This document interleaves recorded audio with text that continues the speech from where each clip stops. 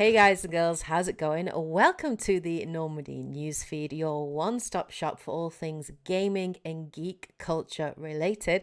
We are back today with episode 4. We made it! Which is mad. I can't believe this is the fourth Already. episode into this. It's good. This year is flying by. So as always, guys, I am joined today by Fish from Krak-On Gaming. Hello. And also Dante of my channel. You may have heard of me.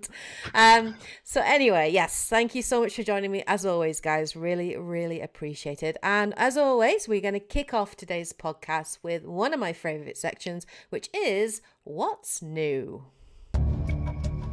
How you holding up, Skipper? Okay. What's new? What's new? What's new? Ashley!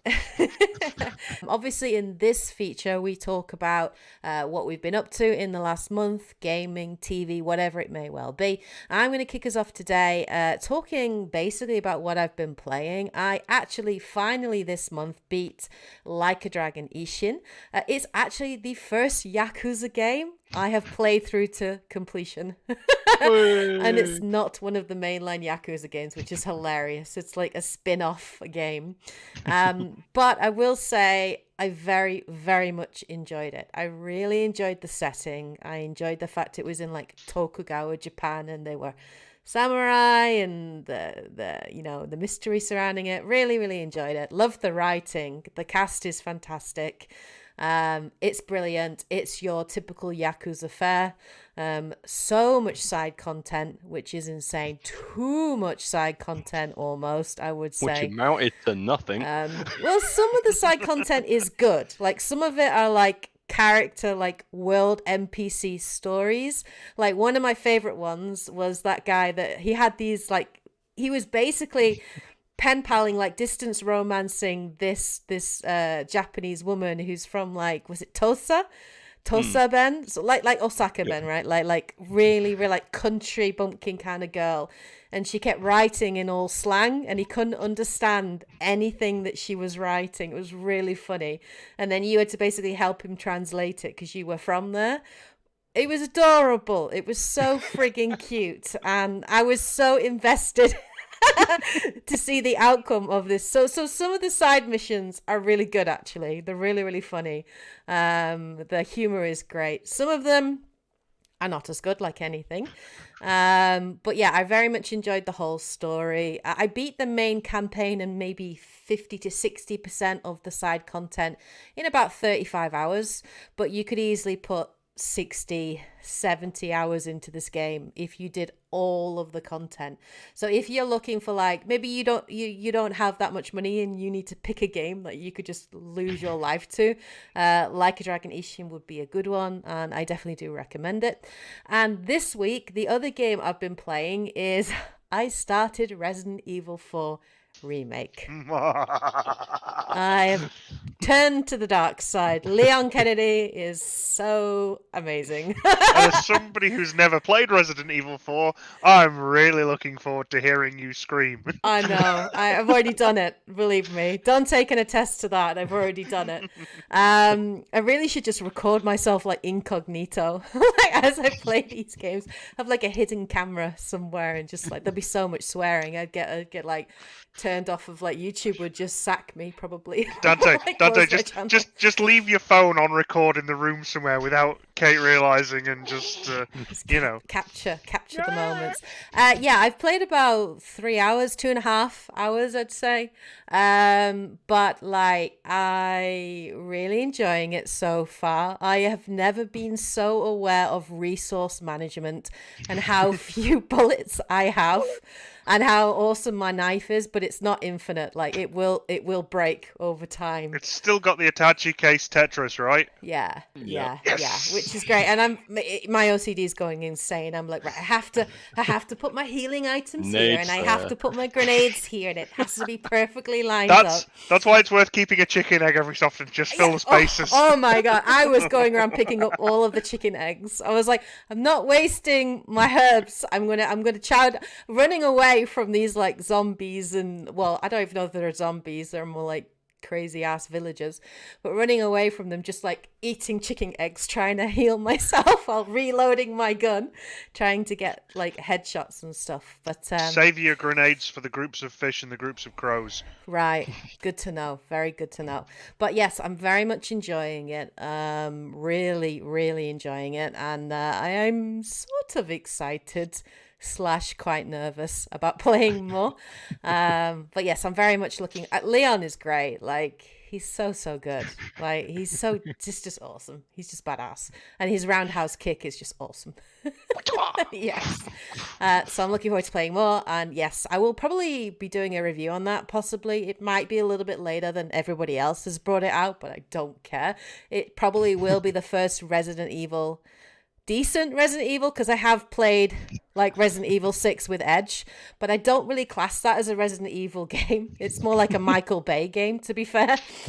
Yeah, we had our single Halloween playthrough of 1 from beginning to end. Yeah, but you played it. I just That's watched. True. I was so chill. I can happily watch people play horror, but it is a different matter when it's myself in control of that character. It's a whole different ball game.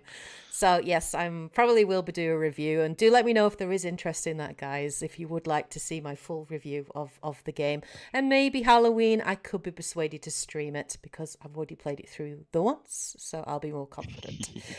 So what have you guys been up to then in the last month? Fish, do you want to go first, or Dante? Either one. I was going to say I've been watching you mostly play games, so mine's pretty short. Yeah, you have, to be fair. Watching you play. Thank you for that. Appreciate it. Yes, I've been taking up the couch space of my PlayStation 5. I don't know, Dante, you and I had our little stream of Ship of Fools, which if you guys haven't seen, it's on Kate's channel. Go watch it. If you want to see more of us, we'll quite happily return to the sea. Excellent voice acting in that. Seriously. Yes, the Irish, Welsh, yes, every Scottish. accent. Are you guys like auditioning for the next Xenoblade game? Is that what you guys are secretly doing? If there's anyone doing? out there who wants any voice acting, I'm happily prepared to start a portfolio. Xenoblade 4. You've seen it here. Show them a thing or three. It's Rhine time. Wait. Rhine time. And of course with the upcoming Advance Wars, I'm not wanting to jump into anything too deep at the moment, so I was like, I'll just pick back at Hades again. So I think I'm on like attempt 10 to escape the circles of hell, and it's it's getting interesting. I'm powering up more and more on it, and I'm liking the combat still, and the fact that despite having to replay it all again, and they've rejiggled some rooms and all that, at least the characters are still keeping it entertaining and meeting new ones, and it's funny on like any game where it's like, if you die but you're coming back and everyone's commenting about it and it's part of the lore, then I find that amusing. Yeah, it's like, is quite funny. They're like, "Oh, you're back then," and I'm like drenched in blood. Well. Yeah, the writing's pretty good in Hades, like from the little bits that I've seen, and I hear like as you die and get reborn or whatever, like it opens up more of the story and characters and things. Like, I've had the odd cutscene here and there. Some other like little trinkets and bonuses have unlocked, and you just get to learn more about what's actually going on. Nice. And I'm liking it, and also the music again, and it's Supergiant Games. It's Supergiant Games, But Bastion and Transistor. It's like beautiful stuff. Yeah. So yep. I want to play it. I own the game. I do own it. Yeah. I just don't have time, as I own hundreds of other games. It is tough though, and I don't know what the mechanics are, but the first two bosses are upgrading now all the time. I'm like, was I getting too strong for them, and so they've started upgrading, but I can't get past the third zone. I got so close. Is it those third boss. Those two ones that you were telling me about the other time? Because they both gang up on me. Like, It's evil. And that Minotaur. It's like, yeah. But one day I will get past that. I'll get into the 4th area. You'll beat it. Maybe not before Advance Wars 1 and 2 reboot comes out, no. considering it releases this week. Then it gets dropped, and I'm just playing that constantly. Yeah. By 2024, maybe. So, Fish, what have you been up to then? Well, very much like Dante, I've been sticking away from any long investment games on the basis that again Advance Wars comes out on Friday. Yep. So when that comes out, like Dante, that will consume me for quite some time. Yeah. So also like Dante, I've been picking up games which have kind of potentially short play times for a full campaign, but have multiple replay value. The first of which is Across the Obelisk, which was in Steam's free-to-play for the weekend, and I enjoyed it so much, I thought, I'm actually going to buy this game. Basically, it's a kind of a deck-building RPG turn-based game where either you can control a single character or you can play with up to 4 other people and split who's controlling however many characters. And as a party of 4, you need to get from one end of the map to the other through a sprawling series of choices. Like RPGs, you are given multiple choices for things. Do you want to steal from this abandoned village, or do you want to leave everything where it is and carry on? That may affect what happens as you progress down further paths. Certain paths become inaccessible unless you have specific items, so you are forced down another route. You start with 4 characters, but as the game goes on and through multiple playthroughs, and as you go down different paths, you can unlock different characters to play as, and then those characters themselves on future playthroughs may unlock different interactions on the map as you go along. So there's tons and tons and tons of replay value. The only problem with it being a deck building game is that if you get stuck on a good run, then it can be one of those games of we'll just keep going a little bit longer. We'll just keep going a bit longer, just a bit longer. Why is it 5 in the morning? Yes. So it can really fall into that trap. So it's a great game. I can highly recommend it, and I'd actually love to play it with you and Dante at some point. How much is it?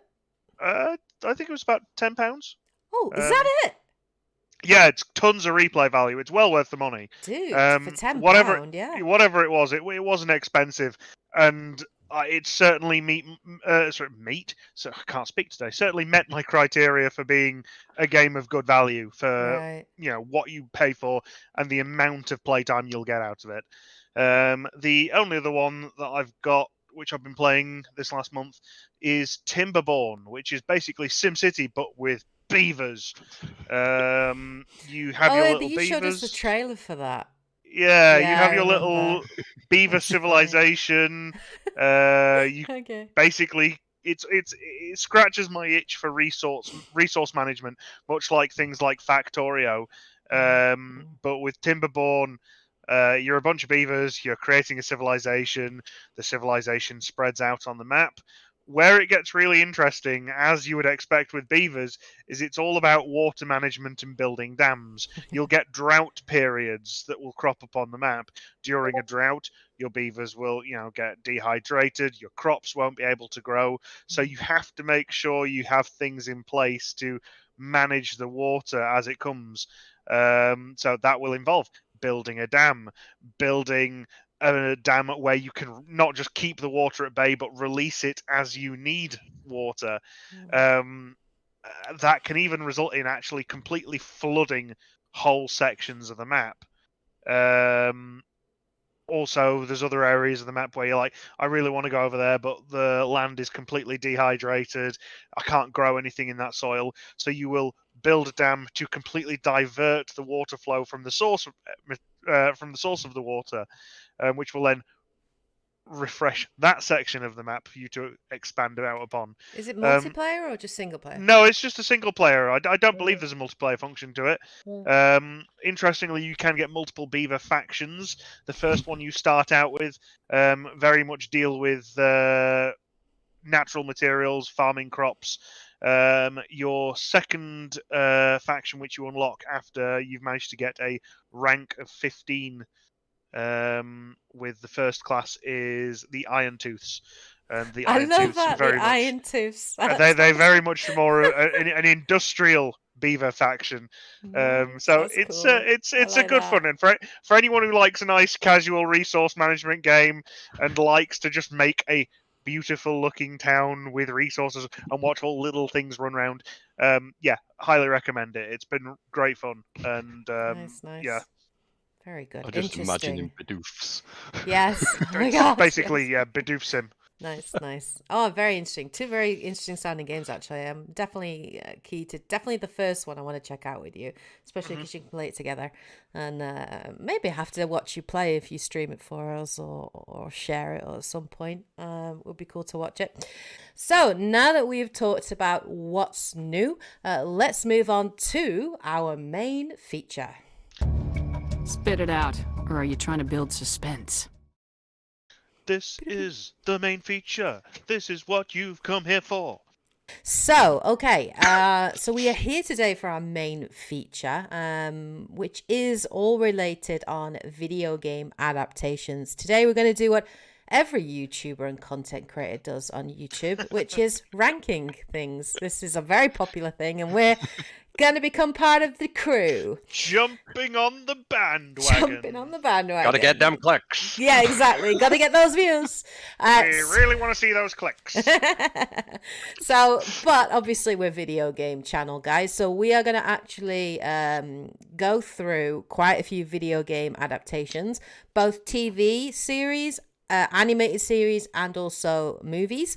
Pretty much Dante, myself, and Fish have been doing our due diligence, and we have watched everything on this list. There are 22 video game adaptations that we have watched, and as we've been watching them, I know I've been ranking and writing down my thoughts on these things, and we're going to share that today to see if we can come up with a consensus. We'll see how this goes, and go through it. So, should we just move from left to right? So we'll start with Arcane. It's put it in an alphabetical order, so let's do it in an alphabetical order. Right, let's talk about Arcane then for the first video game adaptation and where we would place Arcane. This for me is an easy S rank adaptation. Now, I will admit I have not played League of Legends. I know you have, Fish, right? So you can probably talk more about that. Played a little. I've played League of Legends. I have not been super into the lore of it, but I have played the game. Yeah. I know that when sat down to watch this with my partner, then they absolutely loved it. I absolutely loved it. Yeah. So I think for somebody who is really invested in the lore of it, like my partner is, then they thought it was great. Yeah. I didn't know any of the lore. I'd only played the game, and I thought it was great. Yeah, same. The animation was gorgeous. The story was brilliant. The characters were interesting. Yeah. So the music's incredible too. The music soundtrack is fantastic. is amazing for Arcane. I could just buy the soundtrack. It is that good. So the fact that it just didn't leave anyone in the room watching it disappointed. Yeah. I can't see anywhere else to put this other than S tier. S rank. It was perfect. perfect. We're starting off strong. Yeah, I'm sure there one will of be the best. people who are absolute die-hard League of Legends nuts who will have a problem with it somewhere. Because you can't please everybody. Personally, on my opinion, I cannot see where this can go anywhere other than the top row. Yeah. 100% agree. From my limited knowledge as well, it's like it at least matched, if not improved on, like the little backstories that were on the official website and that. It even properly did the bits that were in Jinx's like music video. Yeah, such a cool music video. Yeah, I love the fact that they had that little head nod in the animated series. Yeah, you and I both were like, oh, that's cool. Yeah, yeah. I just really enjoyed it. I think the only criticism you could get is people would like to have seen their favourite insert League of Legends character here, but because League of Legends has such a huge character roster, it does. you just dilute the story, and the story would be terrible. I think the fact that they focused on Jinx and Vi and the sisters and that I think the choice of characters that they went with and the cast was perfect for the story that they wanted to tell. And I'm very much looking forward to season 2. It's a must watch for me. I loved it. Yeah. So let's move on to the next video game adaptation, which is Assassin's Creed. My gut reaction is to throw this into E. No, it's not E. It doesn't get F. And it goes higher up because visually it was lovely. Okay, so there are some things about the movie that were good, right? Like visually, yes, you're right. It's stunning. The cinematography in Assassin's Creed is great. I actually liked what they did with the Animus, because obviously the Animus in all of these Assassin's Creed games is basically a computer. It's a bed, and it's a computer that you just hack into. So I like the changes that they made to the Animus to make it more like that they're learning through kind of like the physicality of doing it kind of thing. Whereas I always felt in the game, it's like, well, how can suddenly they've got perfect muscle memory and control and be able to do all these moves like Ezio can do. It didn't make any sense to me. That's the most unbelievable part. Yeah. So I suppose. So I quite like that. The costumes, the bits where they moved into kind of the time period as well that it was set. When they're going back into history, those were great, right? But the writing is just so poor. It's so poor in Assassin's Creed. They went for a completely known, an original assassin, right, character. None of the story that was in the movie was connected or tied to any. There was nothing about Desmond. There was nothing about any of the other assassins. There was nothing it touched upon obviously the Templar and assassin, the Apple and all that, the Apple of Eden and the conflict. So they were head nods to that, but the writing was just it was just dull. It was too slow paced. But I don't think it's E. E for me is there are very few redeeming features. Yeah, in E. So I could be convinced to upgrade to a D, but nothing higher. Yeah, fine. I agree with that. I 100% agree with that. Purely because I'll give it credit where credit's due. Yeah. As we said, visually it looked great. The choreographed sections for the fighting was beautiful. Yeah. The historical parts of it, where you were back in the past, all right, perfectly fine.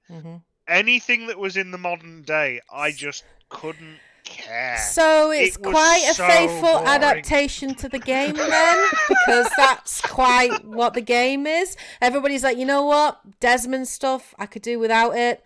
Give me Ezio 100% of the time. And that's what they did with later Assassin's Creed series. They actually had them fully, and you could choose to leave the Animus or go straight back into the world. They made that a choice more than you're forced as part of the story, because they realized where the gold was, and it was in the historical setting. So technically it's quite a good adaptation. It's a good adaptation. If we look at it in that way. Film. No, you're right. You're 100% right. When 50% of the film, anytime you're in the real world, yeah, you're right. The main one, the one character usage of his father as Brendan Gleeson as an actor. What a waste of an actor. What a waste. So much. So I don't agree it's E, but yeah, I'd put it at a D happily. Dante, would you agree? Yes. Cool. I think it was also the movie Fish spent most of his time on the phone, so it must be that. That's how boring the story is. That's how we rated how interesting the story was how much time Fish was on his phone. On my phone. Exactly. It was like, the phone is down. He must be interested. Right. Okay. That brings us to the next one, which is Castlevania. Yeah. This is S rank. I mean, have you watched all 4 seasons yet, Fish? I have, yes. Nice. I have watched all 4 seasons. I watched seasons 1 to 3 as they aired, and for some reason, season 4 I just waited until this last month. Yeah. I mean, I haven't played the Castlevania games. I haven't, hand on heart, I haven't played them. I know the characters, like I know. I mean, I only know Simon Belmont because of Captain N, honestly, which is not the best way to know him. That was my first introduction to Simon Belmont, which is a really bad version of him. But, and then obviously that song that Simon Belmont is here, that song. So that's my main like, you know, knowledge. But I friggin' loved Castlevania. The art direction, the writing, the characters. I mean, it made me want to play the games. Like, I mean, the interesting thing is with this series, it actually starts with the third game in the series. Interesting. The third game in the series is a prequel to Simon. Trevor is Simon's grandfather. So yeah, it pretty much takes us right back to the timeline of the franchise. But as far as based on games, it's technically not based on the first. It's based on the third game in the series. But what can you say about this other than, again, it's on par with Arcane. I hate to be giving credit to all the animated stuff, but they are. This is absolutely brilliant. But you can do so much more with animation that you can't with live action. You know, it is cheaper to you know, compared to the CG and the cost arguable of all these of that. days, but yeah. Well, you know, but yeah, creatively speaking, like that, there is so much that you can do. And I love how the animation just changed. You know, with like the speed of things. You know, when the animation does that thing where like it becomes a little bit warped. You know, as I kind of dig that. You know, and that sense of movement and the character are just so good. The humor was fantastic. The voice acting was brilliant.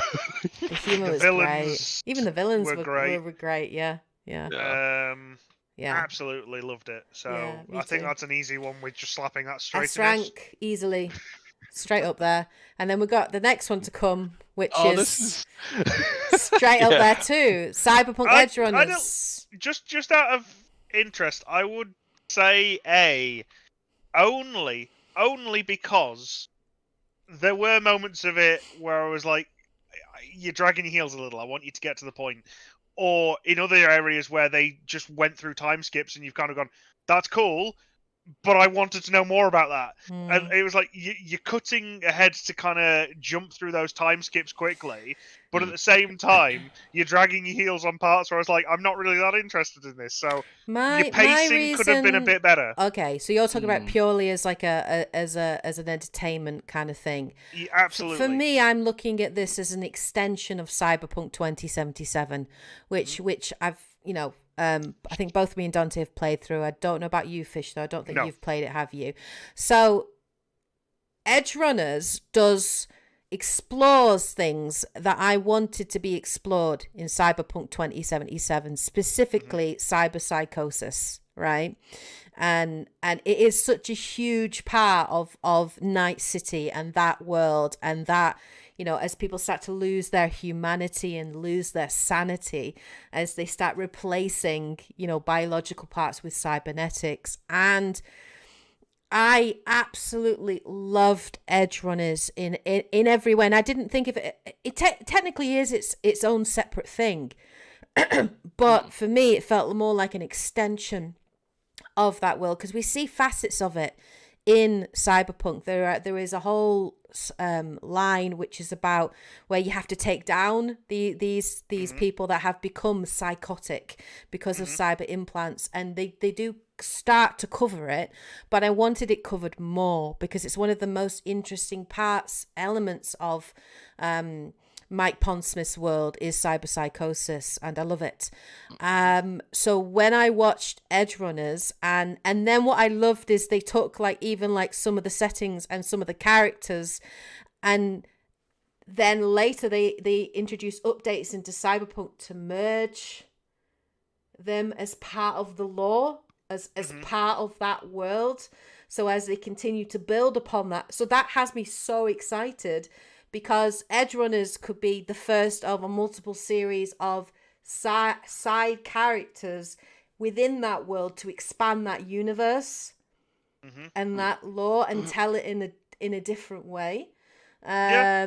And that's I'll buy why that. for me it gets S rank, because it elevated Cyberpunk 2077 by some of the performance issues and bugs on PS5. I played it on PS5, so I didn't have too many of those, but it's a very good game.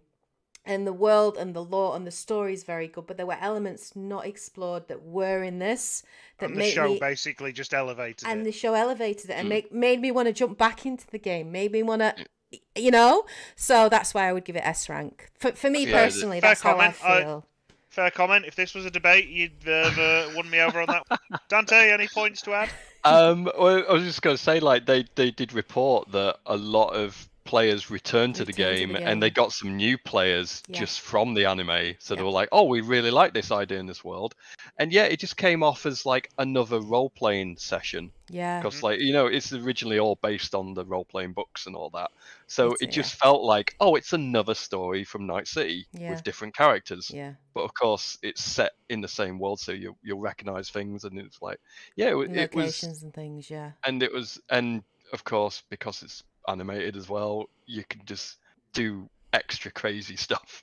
And and they've introduced things like some of the cyber upgrades and things like that the characters had. They've introduced them into the game. Yeah, so you can actually kit your character out, like, you know, you can basically continue. I want that yellow jacket. Pretend certain events didn't happen and continue to role play as them, right, in the world. So it's awesome. I loved I loved it so much. I really did. And the characters are so good. Rebecca is best girl. She's awesome. Absolutely. She's amazing. Cool soundtrack as well. Yeah. But then the game does, so I wasn't surprised by that. Let's move on to the next one then, which will not be getting an S rank. Doom. I'd say this is a solid C. I'd say it's mediocre. A C! This is an E! No, if we're putting Assassin's Creed at D, you would put Doom. You would put Doom above Assassin's Creed. Because Doom was entertaining. No, Katie, down with the volume. But at least Assassin's Creed tries to be faithful to the source material.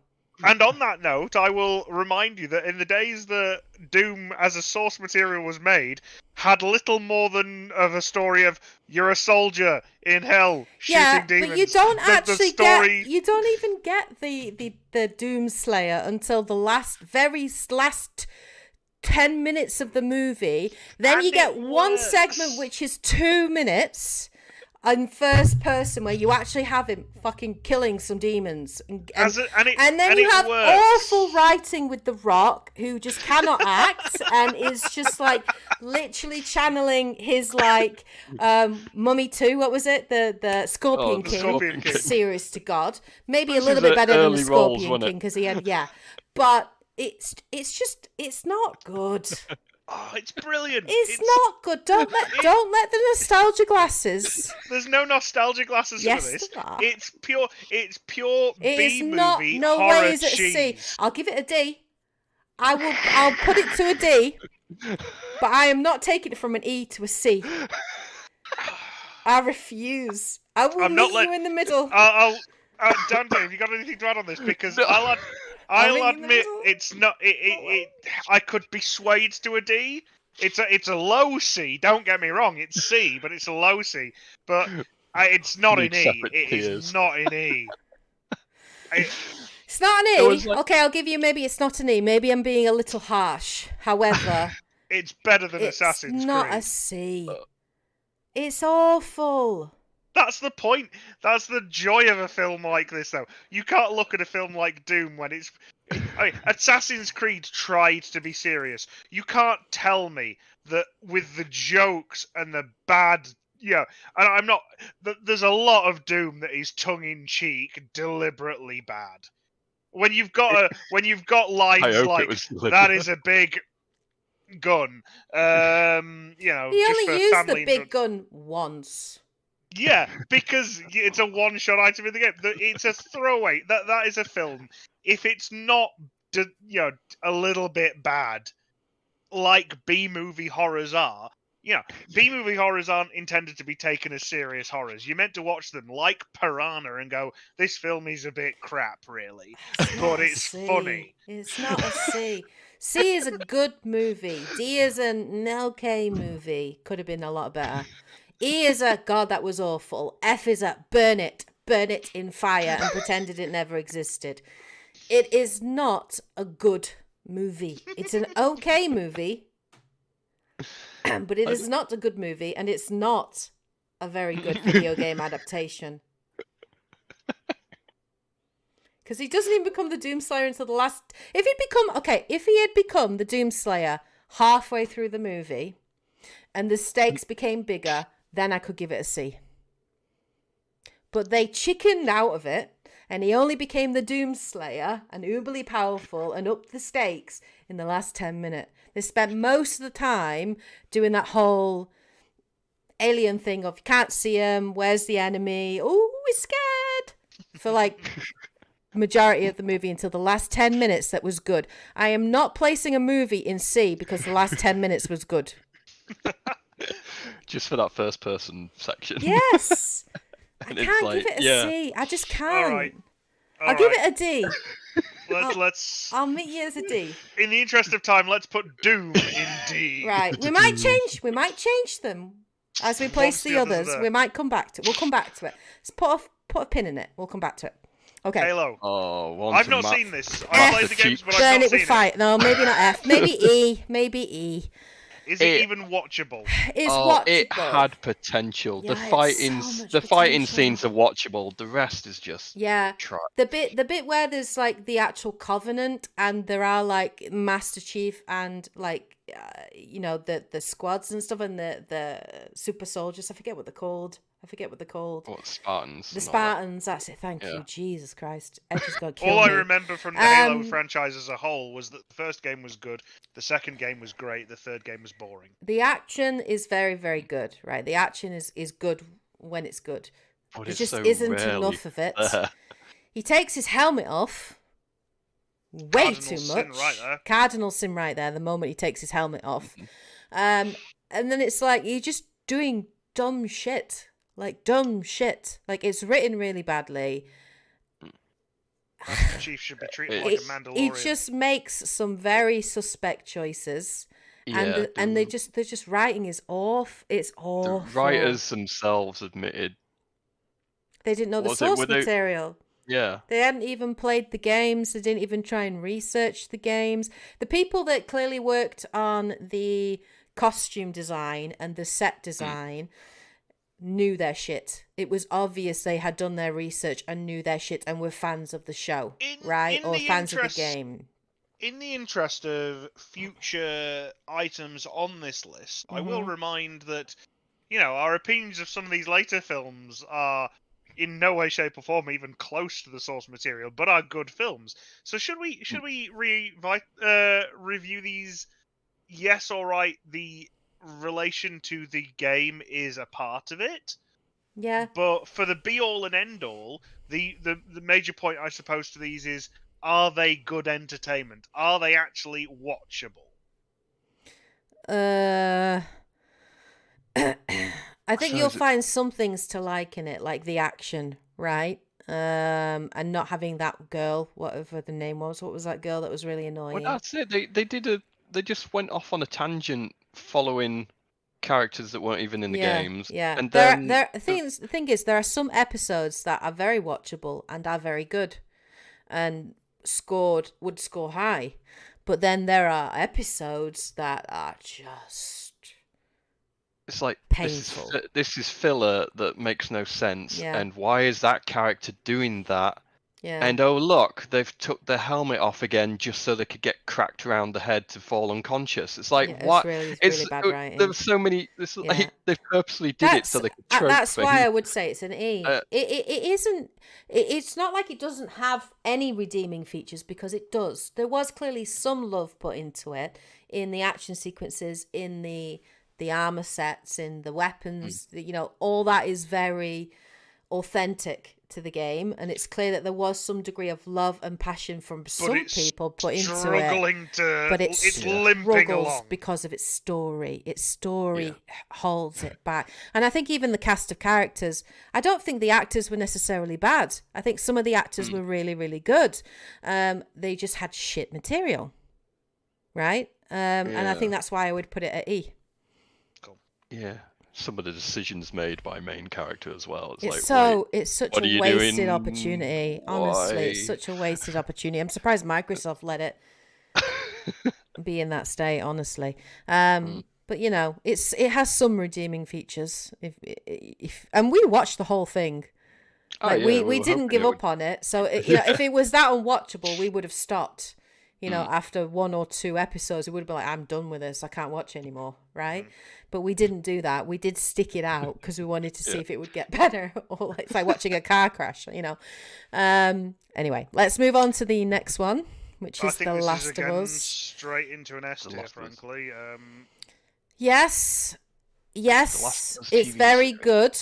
Are we saying an A? I actually have some criticisms of it.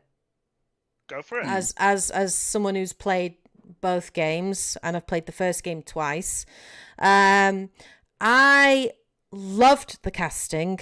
I loved like Pedro Pascal as Joel. Is it Bella as Ellie? She just was amazing. Like the casting, the delivery, the writing. There were some elements of this that were actually better than the game. Like, for example, the episode that was focused on Frank and Bill.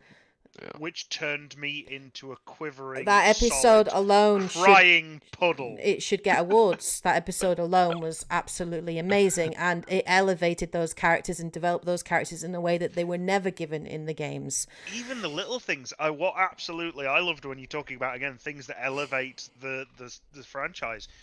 The first couple of minutes of the first episode where it's set in the 60s and there's the guy talking about, do pandemics keep you all awake at night? No. Yeah. The idea of fungus do. The second episode, which is the looking for the fungus expert those intros, and without spoiling too much, those 2 scenes alone absolutely blew me away. They're not in game, but absolutely, that expanding on that world made that entertainment real. I thought that some of the changes they made with the infected, like in terms of them being connected, like and deciding not to do the whole spore thing, because that would make sense, because otherwise everybody would be infected, like if there were spores everywhere. But I felt that the first 4 or 5 episodes really got the balance right, in terms of like the balance between the infected being a constant threat and a danger, being constantly there and having to be vigilant, and Joel obviously having to effectively try and train Ellie to survive in this world. And then obviously the human element of it as well was perfect, especially with Sam and, his brother. And I liked even the new character, the woman that they introduced. She wasn't in the game. I like that. I thought it gave that part of it more suspense. But I felt as it progressed in the series, and for me personally, I still needed that balance. The focus went away from the infected and this whole post-apocalyptic world and this threat. Even as they were moving to new locations, you got some, but I remember whole set more human focused. And in season 2, or in The Last of Us Part 2, it becomes even more human focused, and so it lost a little bit of an element of the world that it's in. And I find that world and the infected and the threat of the infected and the evolution of the infected as well, you don't see that as much in there are snippets of it, but you don't really see it. Like, I would agree with you on that one. Somebody who loves my apocalyptic zombie style things, absolutely. I think they've got the point on the head, is that the humans are the real threat, not the not zombies, the zombies, or not the yeah. infected. Yeah, the humans of humanity. Yeah. As with every good zombie story, I've always said the zombies, infected, whatever, should be treated like a force of nature. Yeah. They are a threat, don't get you wrong, but they are a means to an end. Mhm. They're the wind in the sails of the story. Mhm. The characters of the story and the villains will always be the people, because apocalyptic stories show people for what they are. Yeah. But yeah, I'd say the last 4 or 5 episodes of The Last of Us, Yeah. the You forget infected them. they're just not there. They're not They're there. just not, You they're not forget that they're a around. thing, and I think as well, because the stakes are about, like, saving the world, and Ellie being, the means to do that, and the cure. By not having the player, the viewer reminded of the infected and what is at stake. You see all of these bad humans, and you see, and in a way you're like, well, why would you save this world? You know what I mean? And where is, because there are some pretty bad people out there. Yeah. And so, like, you forget why. And so in that, the last decision, obviously, that Joel makes at the end, it doesn't have the same impact so for me personally, I would actually put it at an A, because I do think it was still very, very good, and in some ways it was better, but that really bothered me, that focus away from the infected by the end of it. And I remember whole segments of the game that were just harrowing experiences, and they just made Joel and Ellie's journey that much more of a miracle, that much more of an amazing achievement, because of everything they went through, of surviving not only the threat of humans and bad people out there, but all this infected and hardships that they had to. And it made their bond and relationship that much closer, because they saved each other on quite a few occasions. I mean, so that's why I'd put it at an A. That's how I felt anyway. Sounds like you guys maybe agree with me. Go with it. Okay. Go with it. Yeah, I'll take that. Cool. Next one. Mario now we got two Brothers. side by side here, both of the Marios. We're starting with the first one from the good old Bob Hoskin days. Now, I know that this one gets universally panned, and most people would go, surely this has got to be an F. No, it's not. It's actually fairly entertaining. It's even though it's not a very good video game adaptation. No, but it's not. But how much of a story can you make? Well, again, how much of a story can you make in the 80s? Sorry, 90s, wasn't it? It was early 90s. You go to I've always defended this film not being a good film. God, it's blooming awful. But it's an entertaining film. And you go to any studio and go, I want to make a film about an American-Italian plumber who ends up in another world where the main villain is a dinosaur, and he's trying to save a princess, and there's mushrooms that give people powers. Bearing in mind that Mario, when this film was made, yes, he'd become a pop culture icon, but not like he is now. You take that movie pitch to any studio at that time period, and they'll go, are you high? You want us to give you how much money to make this film? No. The fact that this film even got made in the first place is a miracle. Yeah, all right, Bob Hoskins and John Leguizamo spent the entire time making this film drunk, driving around on set on golf carts, absolutely pissed as a fart. It shows. But the fact of the matter is, the end result of this film is still an entertaining film. It is. I mean, it's kind of one of those guilty pleasures, isn't it? It's kind of like you kind of like, I really enjoyed it, but I really don't want to tell anyone I enjoyed it, kind of thing. But I think it's just the chemistry between, again, the two brothers, which is the same in the new one. The villain, King Koopa, obviously, is just so cheesy and over the top and perfect in every way. I think the only relatively authentic video game adaptation was probably Yoshi. Like, he was the only thing in it that was authentic. I think they spent all their budget on Yoshi, and they were like, that's it. No. done They Yoshi. spent all their budget on the 3 versions of the film that came before. After they then took it back to the drawing board and took it back to the drawing board and took it back to the Goombas, drawing board. though, like the Goombas Oh. gave me elements of like Fifth Element. You know, that kind Yeah. of like Yeah, I just get that. quirky, Like crazy, the smallest enemies The ever. tiny We're gonna little make head. them.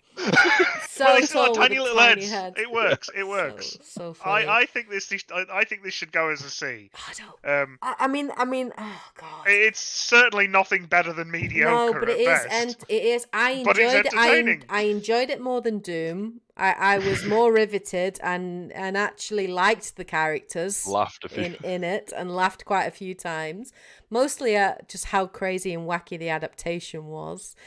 I would say, okay, I agree with you. I will give you a C. It's I'll a middle give of the it, yeah. road. It's an entertaining I'll film. put Is it- it a good I'll video put game it- film? No, I put it at a D, but I'll give you it's a C. It's better than Assassin's Creed and it's better than Doom. So Yeah. I'll give you that. Yeah. Okay. I got the mad conflicts when I originally first saw this movie, Yeah. and I'll tell you why. My parents it was a treat basically to ever go to the cinema, and I was a big Mario fan, and finally convinced them, oh please, we want to see this movie. But yeah, at the time I was so disappointed because I felt bad I'd spent their money on whatever this was supposed to be. I was like, that's not Toad. He's not a dude busker that gets turned into a Goomba. And Big Bertha's supposed to be a fish, not a bouncer lady. I'm getting very confused. And it's like, you're using Iggy and Spike names. That's not their characters either. You've spray painted some Super Scope 6. Is what you got. And the only thing that I actually liked really was the Babom with the little Reebok chain. Yeah, the Babom was the best bit. It was and I think it's because it funny. was the most closest to the games part of the entire movie. Yeah. I think I said it to you two already, Yeah, but just yeah. for the benefit of our viewers and listeners, if you want more history behind this film, a podcast called Best Movies Never Made usually take 1 or 2 episodes to discuss things. In the other versions of this film that should have been, they take 4 whole episodes at about an hour long each. It's absolutely fascinating. Worth your time, even if it is 4 hours. But yeah, this film was not what anyone wanted it to be. But the fact that it came out deserves praise, frankly. And the thing is though, while we were watching it, we were still quoting bits, we were laughing. It was like, yeah, so we ended up enjoying it still anyway, even though back then it was like, this is not a proper adaptation at all, but it's got elements of it. It was like, but yeah, now these days it's like it's a cult classic that people are like, classic.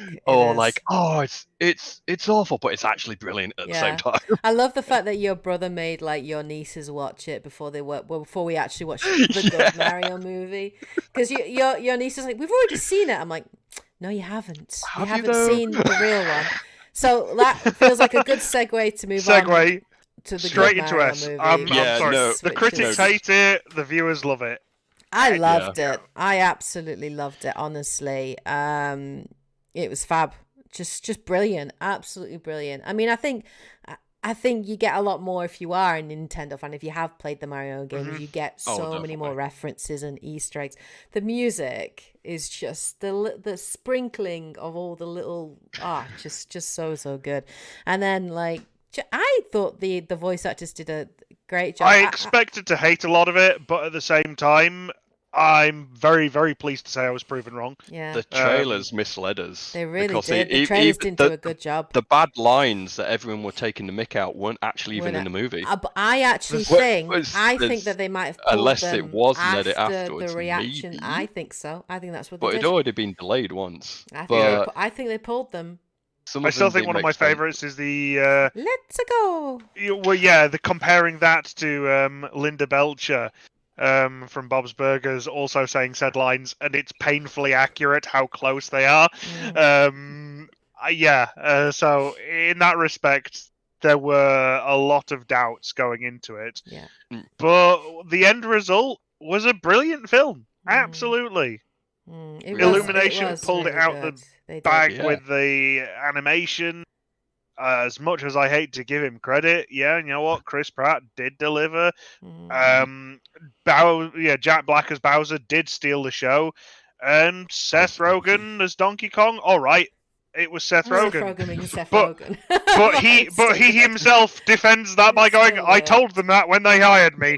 I'm not a voice actor. You want Donkey Kong to sound like Seth Rogen, then that's what I'll do. But I'm not going to do a voice because I'm not a voice actor." So know what? I found him really funny though. I thought he was he worked. Really it worked. But Charlie Day as Luigi, that actually worked really well as well. Charlie Day as Luigi. I would watch a whole film of just Charlie Day. I want a Luigi's Mansion spin-off. Right. It was so good. But I loved how Jack Black just showed the softer side of Bowser, like, and he just played it so perfectly that like borderline, like, I will kill you, I'm a villain, but also had a bit of But I just want love. But in my outer hard shell. But just some bits, like the little things, like, come jam with me. So fucking good. Like we proper laughed like out loud, and I could hear you reacting to it, Fish, and I'm like, yes, it was so good. Yeah, I agree. And I think it proves really that it makes everyone enjoy it on all levels, because I think we went to go see this with my 6-year-old nephew and niece. Yeah. And they absolutely adored it. Their parents, who are not diehard gamers like us, they enjoyed it. We as diehard gamers, we enjoyed it. Everyone in the spectrum enjoyed this film. And if you didn't, you just went into it looking to hate it. Exactly, so you weren't going to enjoy it. When you look at the actual, like, just how... Oh, sorry, I hit my microphone. When you look at how different the critic scores are compared to the actual, like, people, like community scores kind of viewers, thing. Again, I think... scores, just so different. And the thing is, like, what do you want? You're not going to get... you're not going to get Macbeth from like, Mario. The critic's statement that stands out above all of them is, Mario turns into a cat for some reason. Yeah, there's a damn good reason for that. There's a power-up in the game. Even that was fantastic. They even did, like, little things like Dante, you would laughed your head off, because, like, he's on, like, Donkey Kong, and he's, like, doing the cat paw thing. Like, and just channeling. It's just so good. Just so good. And then the meow, like, just so good. I loved it because it knew exactly what it was, and it reveled in it, and it didn't try to be anything else, and it didn't need to. It played to the fans. It took itself for what it was. Yeah, I loved it. I absolutely loved it. S-Rank, I agree with you. Easter eggs everywhere. Yeah, it's been a long time since I've been come out of the movie just grinning my head off, going, I enjoyed that. I felt happy. After I finished watching it, I felt good. I felt happy, and that was nice. Like, to come out of a movie going, that was so wholesome and so lovely, and I loved it. And when my main, almost only niggle was, I minded an extra 15 minutes in the middle just to pad it out. Yeah, I agree. Then it's like, when you want to spend more time in a cinema, then that's a good thing. It'll definitely be a purchase on Blu-ray when it comes out. Indeed it is. So, should we move on to the next one? Monster Hunter. Monster Hunter. I hate to give this man any credit whatsoever. My feelings on Paul Anderson as a film director and a writer, well documented. I think he's a great director. Yep. I think he's a terrible writer. Agreed. And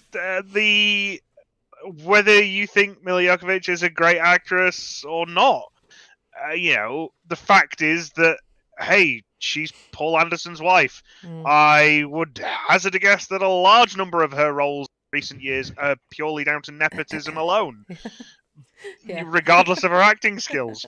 But I will say, I think Monster Hunter as a film deserves to at least be a B. Given what we've got here already, I think it deserves to be a B. I agree. I think this is our first B.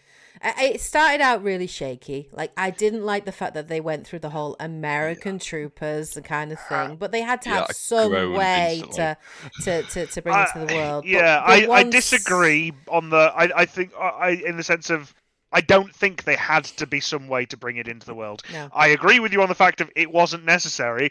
I disagree with you on the fact of there had to be some way to link it. Absolutely not. Yeah. Set it in that fictional world. Yeah. Why do they have to be? Because they started it on like with the ship, with the actual characters. Like you've got the handler, and then you've got Monster Hunter World. Yeah, and the characters from the intro movie. From the intro movie, and I'm thinking, fabulous. We're jumping in. Then you get like bloody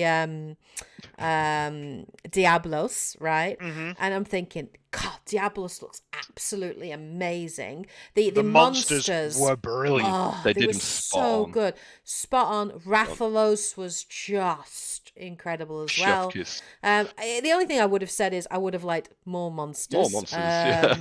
And more like monster hunting. But there wasn't a single turf war, which I think is a huge missed opportunity. I know, right? Like, can you imagine like Basilgeist and Rathalos just like, at the very least, if you want to keep Rathalos as the big bad, fine. You got Diablos as the immediate threat, fine. I think the film could have benefited from one other big monster. Like you had the spiders, the spider monsters as the threat, as the immediate threat, and then we got a couple of the other, what are they called? Aroths?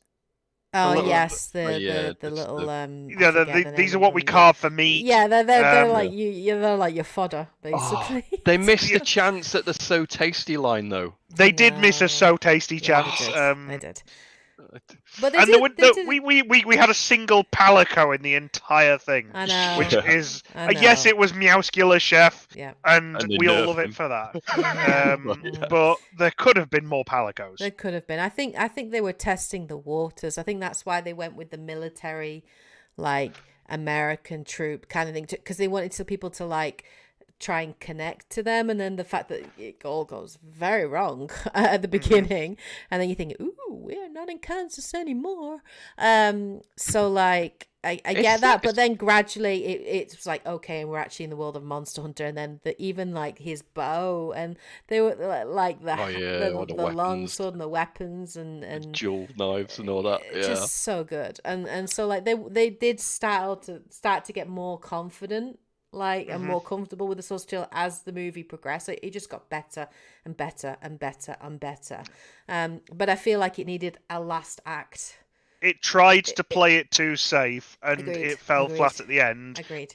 But overall, it was entertaining. Yeah. It stands itself. So I think, let's slap this for now as a solid B. It's above average. Too. Yeah. Next one then, Mortal Kombat. I want to put this at an A. If we're putting Monster Hunter at a B, it's a shame now. It's difficult though, because I mean, it's good. I mean, I think the problem is, right, we watched Street Fighter followed by Mortal Kombat, and so because we did that, it elevated Mortal Kombat to like god tier level of this is amazing. This is amazing because we just watched actual Street Fighter. But if you'd watched it on its own, I'm not sure you would score it as high as that. I would be comfortable with a B. All right. You know, I think you're elevating it because of that Street Fighter comparison, which is god awful. But I agree, it's very, very good. The soundtrack is bitching. Like when we were like watching it, I'm like I was properly like, you know, the CG hasn't aged well, but for its time, I think it was amazing. I loved how ballsy they were. They did not shy away from the source material. They stayed quite faithful to the games in some of the abilities. They weren't scared to actually use CG to show some of the attacks, like, you know, from like Scorpion and obviously Sub-Zero. Yeah. They didn't shy away from that. You know, they even had like, you know, faces peeling off to reveal skull and things like that. So I like the fact that they had the confidence to stay fairly like, and the oh my god, the choreography of the fights. And like even the sound design of like the punches, and you feel that they're actually fighting. It I'd actually say it felt loses great. points for dispatching Goro in such a pathetic way. Yeah. The But big it was bad. awesome. It was awesome though, where Johnny Cage is like Off a does the cliff. splits Go. and punches him in the balls, and then he's like, off you go. Yeah, I agree. He went out. How did way you deal too with Goro? easily. We punched him in the dick. Yeah. I mean, he Ran away a bit, went out way threw him too, off a cliff. way too easily. And then obviously the whole thing with like the shoehorned romance, like between like Sonya and Johnny Cage. I'm like, dude, that is so forced. You've not even built any of that up and you literally suddenly they're just gazing at each other. Oh, and they're in love. You know, I'm like, no, like this is very 90s. You know, and even the bit where they felt a need to like change Sonya's costume and have her hair all like proper, like, you know, Ghostbusters 2, you know, Ghostbusters kind of damsel in distress. Yes, are you the key master? You know, key master or whatever. You know, it was very much like that. I think we passed comment of it's very dated in its sense of she had her feminism powers of beating she had 5 Kano. minutes of being kick-ass, She had a I'm a woman, I'm strong, and then after that I was like, no, you're a damsel in distress, know your place, woman. It was like, whoa, dated as hell. Whiplash completely. So I thought there was enough sexism and that in flipping Doom, but no, this got. God, I know, right? So yeah, I would definitely give it I give it a B. I wouldn't give it an A. Putting it a B. I'd give No, it, no higher than an A. It's not on par with Last of Us. It was It's another not. movie that I remember from the past being at the time, because it came out a bit after the Mario movie, right? Yeah. This was after Street Fighter. But at the time, Mortal Kombat felt like the most game accurate adaptation so far. It didn't have much competition, to be fair. No, and it's like, well, wait, it's just a fighting game anyway. Well, it's pretty much just show up and have a bit and sorted, you know. But yeah, I enjoyed it though. I really enjoyed it. Like I think it's, even though the CG is not great, I still think it's very entertaining to watch, and I very much enjoyed it. So next one then is Dead or Alive. Prince of Persia. We're not doing Dead or Alive. We skipped that. Actually, Dead or Alive is better than Street Fighter. I'm just going to say that. Prince of Persia. Right. So let me find this on my very long list of notes. There it is. I want to say A because of Ben Kingsley, but it doesn't deserve it just on Ben Kingsley as a stand-up. I would say Prince of Persia is a B. I enjoyed it. I thought it was very well written. It had a great cast, well paced. The action was fab. The parkour was really good. I think if you were to give it by today's standards, it would be one of the films that would be accused of being whitewashed. Yeah, very much so. For a film that's set in Persia and most of the cast are, white Eastern people doesn't make sense. White Western people doesn't make sense, but... Yeah, I agree. I do agree with you 100%. And even like the main, there were some very tropey bits. There were even some moments where I was like, oh, this is very Mummy. Like the main female character was very much like, is it Evelyn in the Mummy? Evie, Evie, like absolutely. You know, I'm like, this is like the Mummy. But... I actually mistook. It's not her, I don't think, but I actually mistook it for her character, for her actress. Very much channeling like that, and I was kind of annoyed with that because in the original like Prince of Persia: Sands of Time, like they changed the actual names of the characters, you know, it's Princess, I think, Farah in the original. She is much more she's just, there were elements of her in that, you know, she's more sassy. You don't know if she's like a femme fatale. You don't know if you can trust her or not, and she's got like, you know, clearly an agenda, but she's also kind of kick-ass and kind of cool. And I think again, just to avoid crucifixion from the online hardcore nerds who we say that this, when we say original, based on the Sands of Time games, not the original 2D pixely. Oh my god, this is awful game.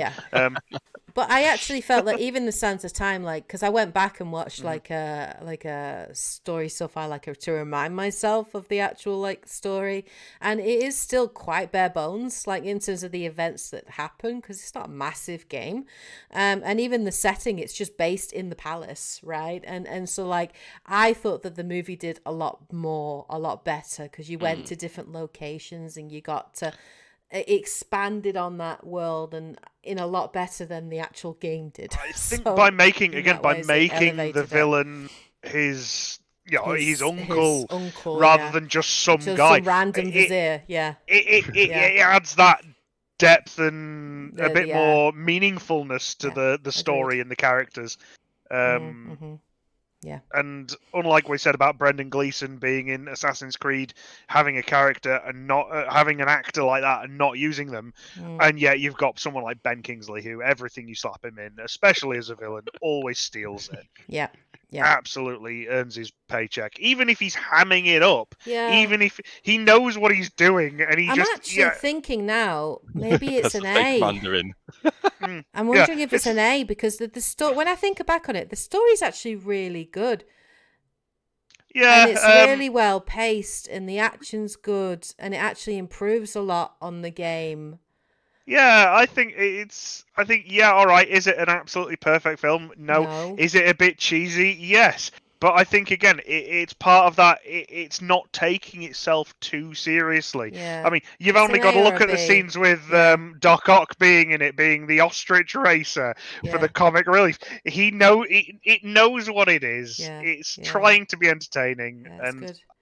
Maybe A or a B. I'm really torn between an A or a B. Let's slap it in A, because we've got space in A for now. Yeah. And if we move it later, we'll see what else comes up. Okay. Next up, Resident Evil. From your favourite director. Yeah, I'd say this is... I want to put this in C immediately. It's nowhere near as bad as I want to hate it, because, agreed. Again, I scored it about the same. Yeah. I think because it's a prequel... it's able to, and it is, because even the first one doesn't have any of the cast from the games, like Jill Valentine or Leon or anyone. Like it works in the context loosely based on the game. Yeah, and I think its saving grace is that it doesn't have any characters in it based on the games. We're set before it all breaks out. This is how it all starts.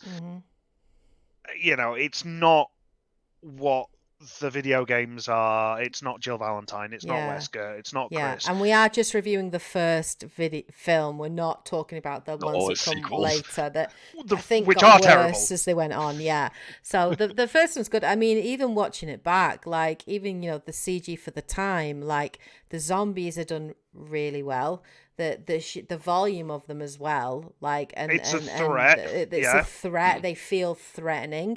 Then even what they did with the lickers, like they did a good job, I thought, with the lickers, and even the dogs, like they did a good job with that too. I thought I actually enjoyed it. It's a cheesy film, but you know what? It earns its paycheck, and it does what it needs to do. Bit with the lasers, I still remember that even years later. That bit. With the AI, which is the British girl, like sinister AI voice, must be a young British child. You're all going to die here. You're all going to die down here. Exactly. I think it earns its place as a solid C. Yeah. So not like exactly like Mario. It's not like an authentic video game adaptation, but it's entertaining. With what it has, it does a good job. Yeah, same as Mario on par. Unlike its attempt to reboot the franchise, burn it with fire. This is absolutely, as somebody who loves Resident, this is going straight into F. Welcome to Raccoon It actually City, made Welcome me. to And I am not that invested in the Resident Evil games, because I've watched Edge play quite a few. I've watched you play one, Fish, and obviously I've started Resident Evil 2, Resident Evil 4 Remake recently, but I actually found myself feeling angry. Insulted even. I watched this film. you take characters that people actually love, and I think this is where, again, the Paul Anderson films start to go downhill, is by introducing characters people know and love and making them rubbish. But what's even worse, at least the Paul Anderson films make an attempt to try. It's a bad attempt, but it makes an attempt to stick to those characters and their tropes. This, oh my god, what's it doing with them? It takes Raccoon City and makes it a ghost town in the arse end of America where nobody's really living there. Stupid. And the whole swathes of zombies, effectively, it's basically a handful of people. Yeah. Right, okay, that's cardinal sin number 1. Cardinal sin number 2. Jill swooning over Wesker. Oh god. Oh god, that was painful. I know, and Jill is such a friggin' kick-ass character too, like especially in Resident Evil 3. And I was just like, and even in Resident Evil 1, I was just like, you have butchered her character. You have made her a secondary character. When and I don't understand as well why it decided to take Resident Evil 1 and Resident Evil 2 and fucking squish them into one movie. I can see why they tried that, because I can see why they tried it, because effectively they are roughly taking place at the same time. I know, but it's just so much that happens in both. Yeah, by trying to do both, it dilutes both stories and makes them lesser for it. And I still think that's why they screwed up Leon so badly, because we've already got Chris. We can't have another Leon, hero-y character. I'm happy if they want to crowbar some romance in there by going, hey, there's an unspoken love between Chris and Jill. That I can get behind. Yeah. Because I kind of get that vibe. Well, they kind of a little bit, Claire goes, oh, you're still pining after Jill, and then leaves it at that. Oh, right, okay, that's as much character development we're getting there. Thanks. Yeah. Thanks, Mrs. Exposition. I mean, I know Leon's a rookie, but they just made him a bumbling idiot. I think the only two characters that even are remotely close in that film is you've got Claire Redfield, alright, pulls her weight. Yeah. She's not fantastic, but she does enough of a job to keep you interested in the story. Yeah. And Chief Irons, the aggressive... the aggressive dick of a police chief. At least he is relatively close. That guy is so typecast, isn't he? They put a ton of effort into the visuals. You know, the mansion looks great. The rest of Raccoon City doesn't. The zombies were awful, though. The zombies were just... They kept going... like screaming all the time and like zooming in on their faces, and they just didn't look... They didn't look real. They looked too waxy. Yeah, there was no suspense in the mansion once they got there. It was just like, why are there 50, 60, 70 zombies in one corridor? It takes away the threat and the suspense of it. There was no Mr. X. You know, there was no like the Tyrant or anything like. Yeah, there was kind of a there was a terrible version of William Birkin's awful G-virus monster. Damien Dark went Anyway, wrong. Let's pretend it never happened and keep it in F, and we will never watch it again or speak of it. It is trash tier. Let's move on to the next one then, which is Silent Hill. I kind of want to put this in a B. I think it's better than Resident Evil.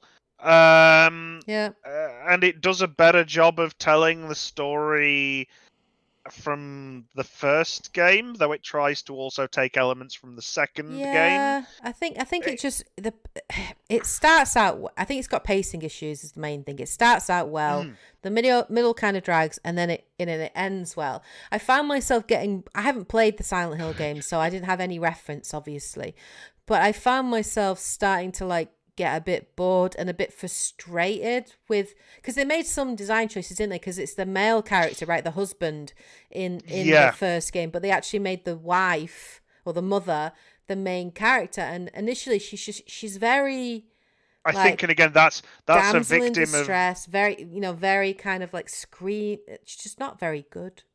It's a victim. It falls victim of I think Resident Evil as a movie coming out very close to it, and they went, "Hey, we want a strong female lead," but and they didn't rather make than her have strong until the end. no, precisely. It's like, okay, you gotta Yeah. save your daughter, you know. Like, like you might want to stop screaming and crying every 5 seconds. I know it's scary, but you know. Yeah, I think I agree with you. The middle, as great as the beginning of the film is and the end of the film is, and they really kind of tie in the. Yeah. They give you a reason as to why Silent Hill is Misty with the whole coal fire underground thing, which again wasn't part of the original. I quite like that though. I thought that was but interesting. it works. That really works. And then I did by the end of it. I found myself completely invested, like in obviously the cult, and then the forget the name of the girl that Alyssa and everything. And I know that's from the first one, and I was like completely invested. I was like, dude, that is horrifying. It's a good adaptation of what the first one tries to sell. That brings it a bit more realistic and a bit more. Every time it kind of went into that sort of hell, like underworld, like the other, like it did a great job there with like.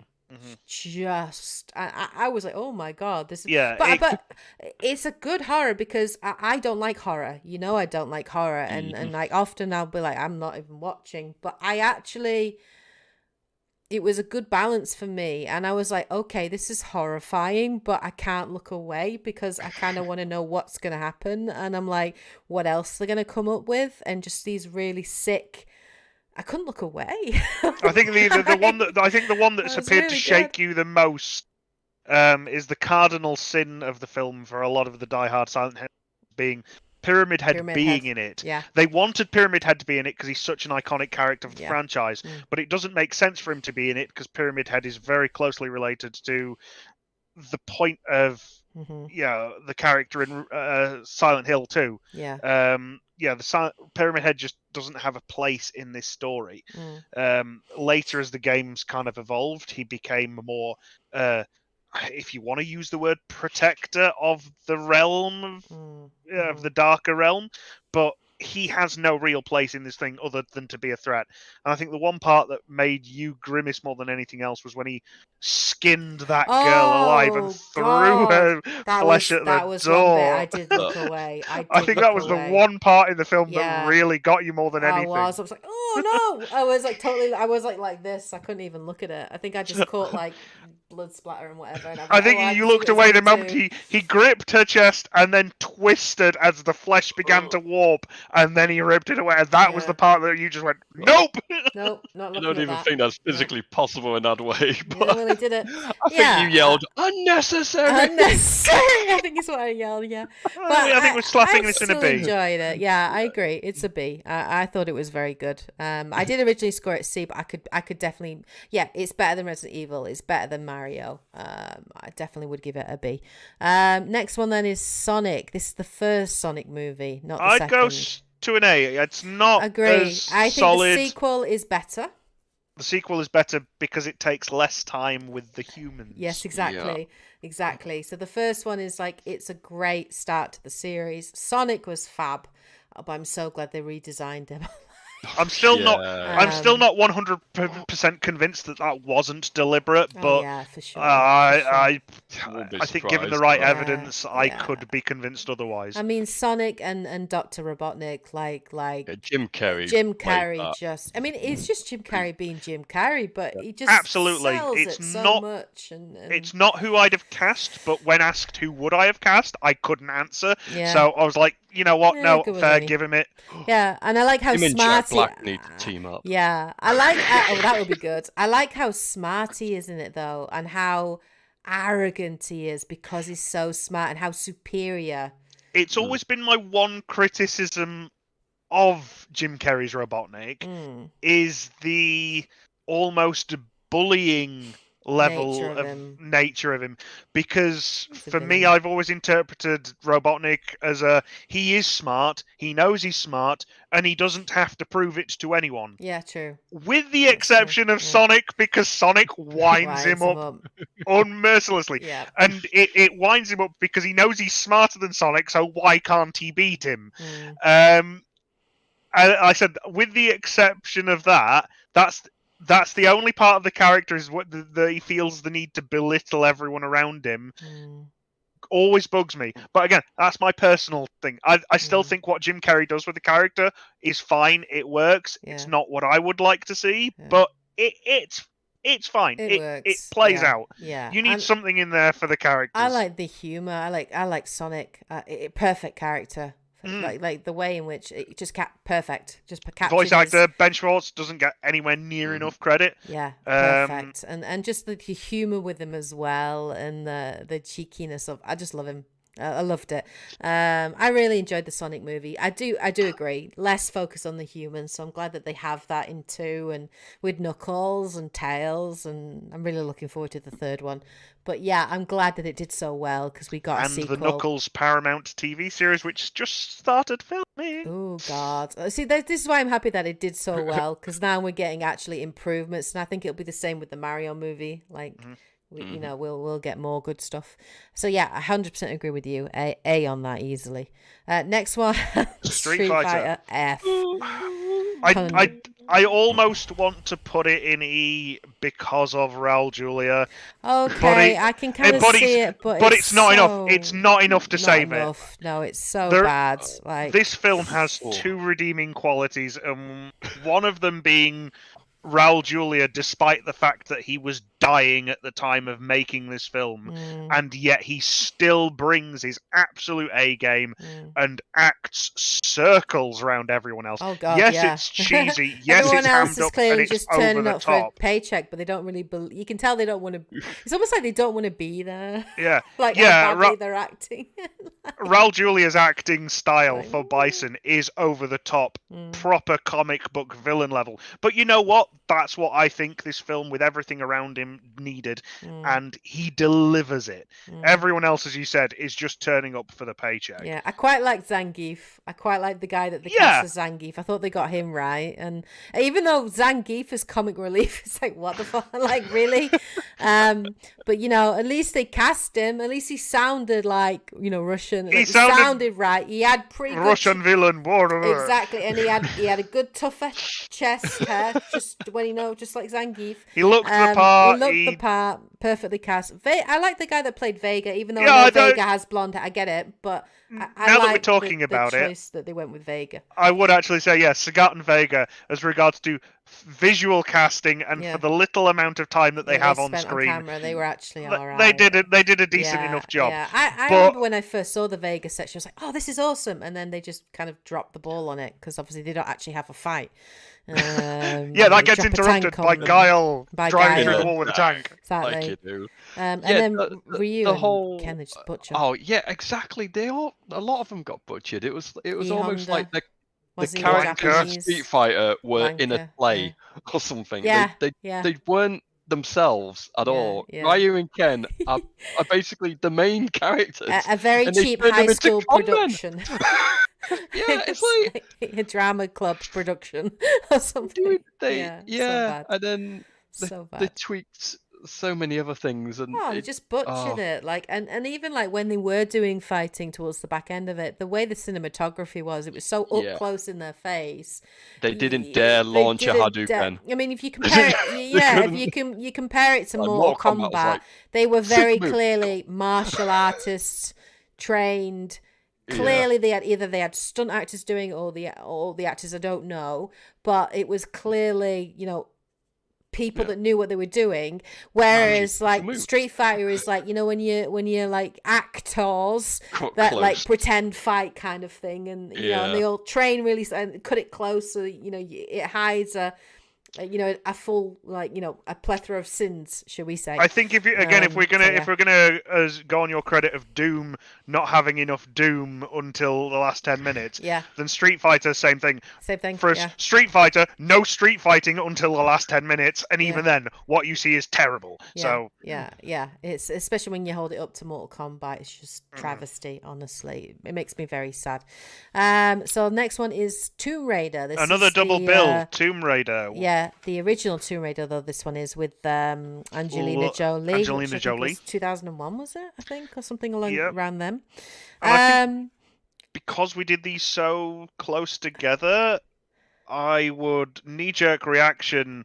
I want to put think I put it as the a Angelina B. Jolie one. I was going to say I'd put the Angelina Jolie one in a B. Yeah, I put it in a B. And the newer one in an A. Yeah, I did the same. Purely because, again, this is a better film than Resident Evil. Oh, It's a solid adaptation 100%. of the game. Yeah. It makes some adaptations for the big screen debut. Yeah. But all in all, it's an entertaining film. It's got a solid cast. They act decently enough to make it entertaining. The story's all right. The action's good. Yeah. Some of the CG's a bit dated by today's standards, but in its day it stood up. Yeah. Agreed. So I think for a quick answer, that one's a solid B. Agreed. And the newer one absolutely knocks it out of the park as far as story concerned. And it's great more, action. and it's more direct from the game because it's direct from the first reboot, which is set on obviously on Yamatai, and so like there are whole segments of it that were lifted straight from the game, and they did a great job. And not in a painful way either. Yeah, they did a great job with it. I would say the start of it is a bit not great. Like I didn't like what they did with the whole bike. It takes a while to get going. Yes, it takes too long to get going. I would have preferred her to get to Yamatai quicker, to get to the point quicker, and to spend more time on Yamatai. And I even felt that Yamatai, like in the movie, they don't really do it justice of showing just how big that island is, because there is a lot of exploration. There's different tombs. They do make some design differences as well. Like obviously in the game you have a roster of characters and companions, Samantha and Jonah. They become pretty crucial to her development, but they decided to focus on her relationship with the father, which I actually thought worked well. But yeah, I enjoyed it. I thought the actress did a great job. Like the physicality, it's very clear that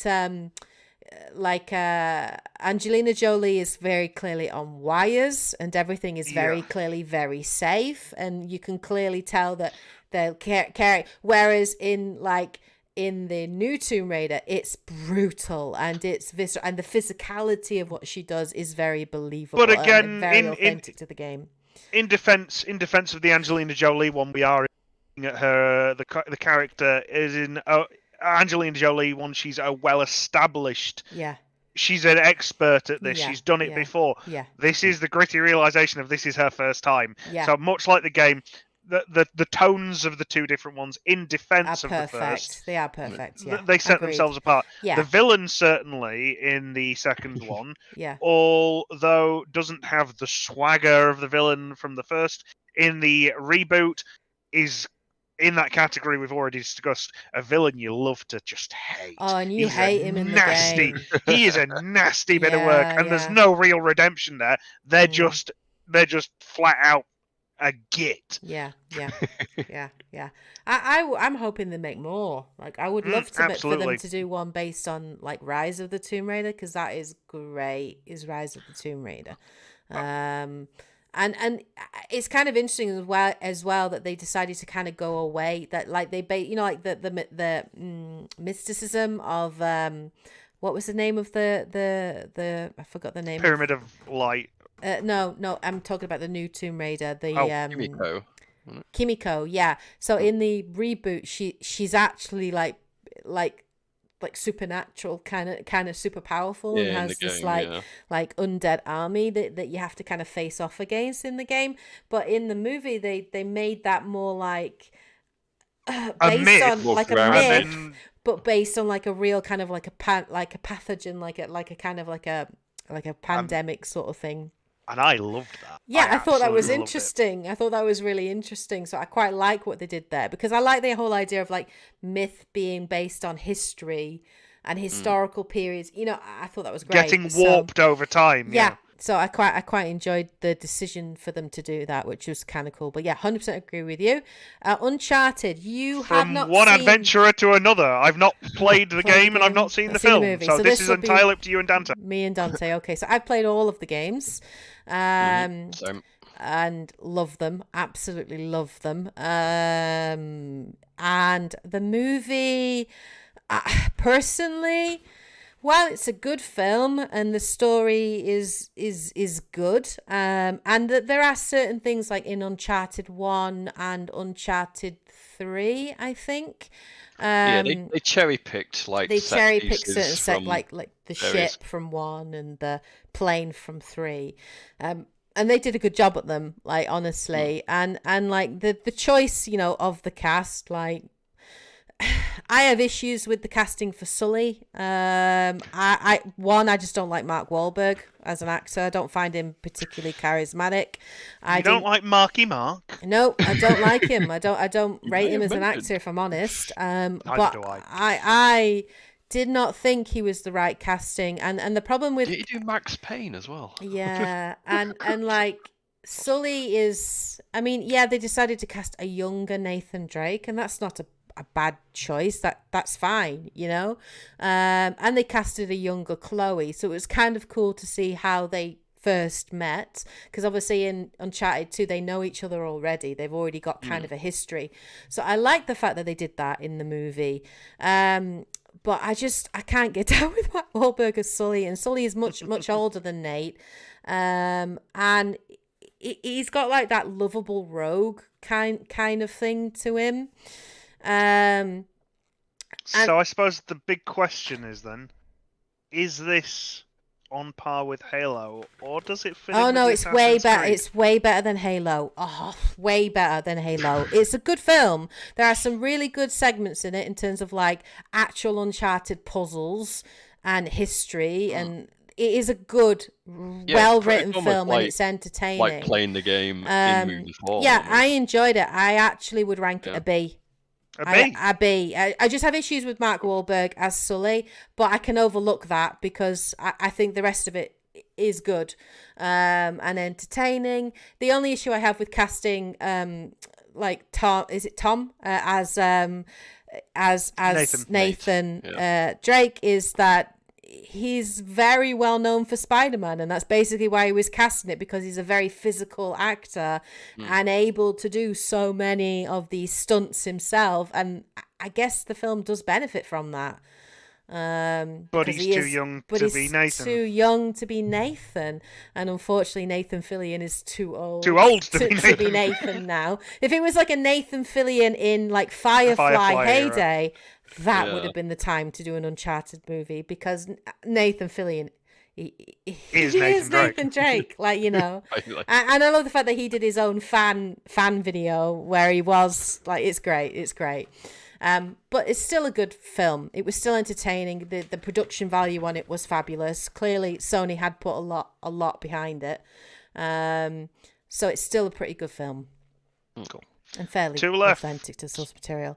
The Witcher. So this is season 1 and season 2. I would actually rank both seasons differently. Let's just go with season 1, because you've watched season 1, but you haven't watched season 2. No. But I will talk about my issues with season 2. Personally, my gut reaction on this one as a whole, if I'm just going on the first season, I'd say an A. I don't think it quite makes it to S. And that's not to say it's not brilliant. Don't get me wrong. The cast is amazing in it. The world building is amazing in it.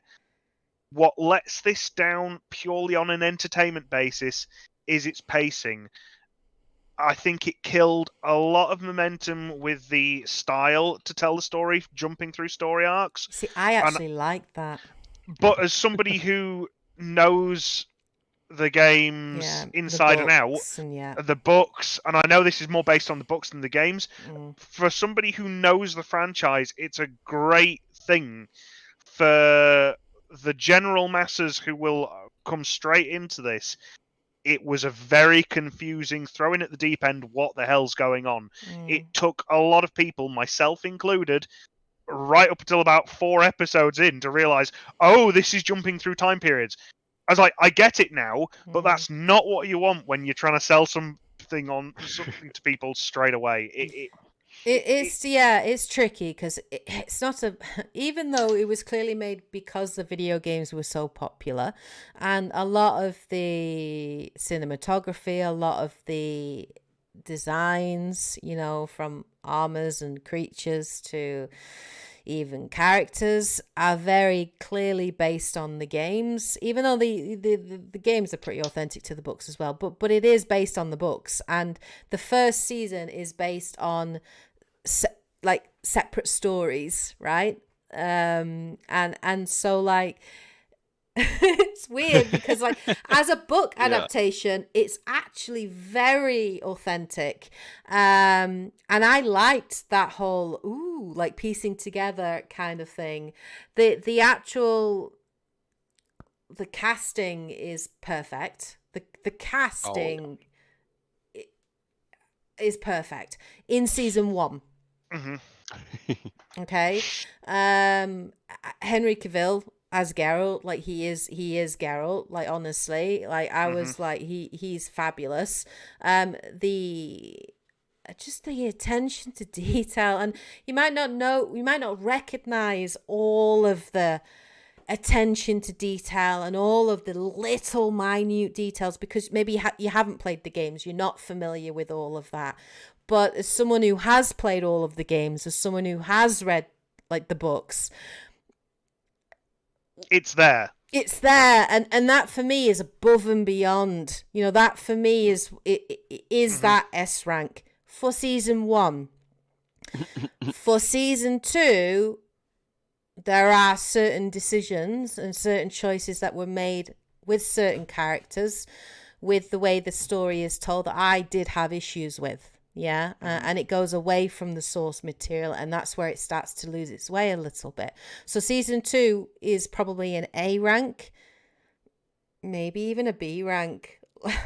I'd say for me then, I think if it's a B, I'd say a lot then puts it in an A. Maybe. What do you think, Dante? Because season 1 is so good, and the Geralt and Ciri stuff in season 2 is so good, good. Yeah, they're so good. But the casting for Vesemir, awful. You really did like that. Awful. Especially after we watched The decisions Killing that were Eve. made with Eskel. Yeah, I don't know why they did annoyed me. I nearly stopped watching. I got very, very annoyed. I nearly hit stop. I did stop watching in season 2. I just got bored. And then even the way that I had issues with what they did with Yennefer. And I understand they're trying to make a challenge for her character and a character arc for her. I get that completely. But yeah, I feel they could have resolved that sooner. Like I want them to get to the whole Yennefer, Ciri, Geralt. They need that sooner, and Yennefer plays such a pivotal role in Ciri's development, and sort of control over her powers and everything. So there are things I liked in season 2 and there are things I didn't like in season 2. I'm nervous about season 3, knowing obviously Henry Cavill's out after season 3, and that doesn't bode well for where it's going.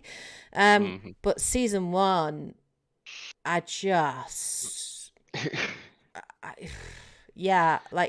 think given what we've got already, and this actually is going to impact two maybe things A, because I do have issues with season 2. We're counting both seasons. I don't think I can put it higher than The Last of Us. Yeah, agreed. But that being the case, putting The Witcher into A makes me want to put Prince of Persia down to a B. Agreed. Because I don't feel that it's on par with. Agreed. The Witcher is not better than The Last of Us, in my opinion. No, it's not. But it's significantly better than Prince of Persia. It is. So I can't put them in the same category. Yeah, so I do agree with Witcher you. goes in. Sorry, Prince of Persia. I'm bumping you down. Yeah, that's fine. I can agree with that 100%. For those that started skipping around this video just to see where we got to, things have changed. Things have changed. Yes. And then the last one. Warcraft, which is not to be mistaken for World of Warcraft, even though they share the same universe for their lore. Yes. This is based on the old DOS game of Warcraft, which is why most of the characters will be unrecognizable unless you are a die-hard World of Warcraft fan and read the extended lore and read into the history of it. This film suffers from a lack of exposition, I would say. Yeah, it It's assumes not. that the Watcher has all this knowledge. Oh Yeah. they really threw us in the deep end with this one, and we're like, what's that? going on? We made a Why- running joke that I was going to stop the film when what was going on was actually explained to us as viewers, rather than just assuming we knew. Yeah. And that It never moment never explained. actually came. Yeah. We just, and that's not to say it was a bad film. The characters were all right. The world building was very nice. The interesting thing was, though, and I think we all agree, that the human characters were just not relatable or likable at all. Mm-hmm.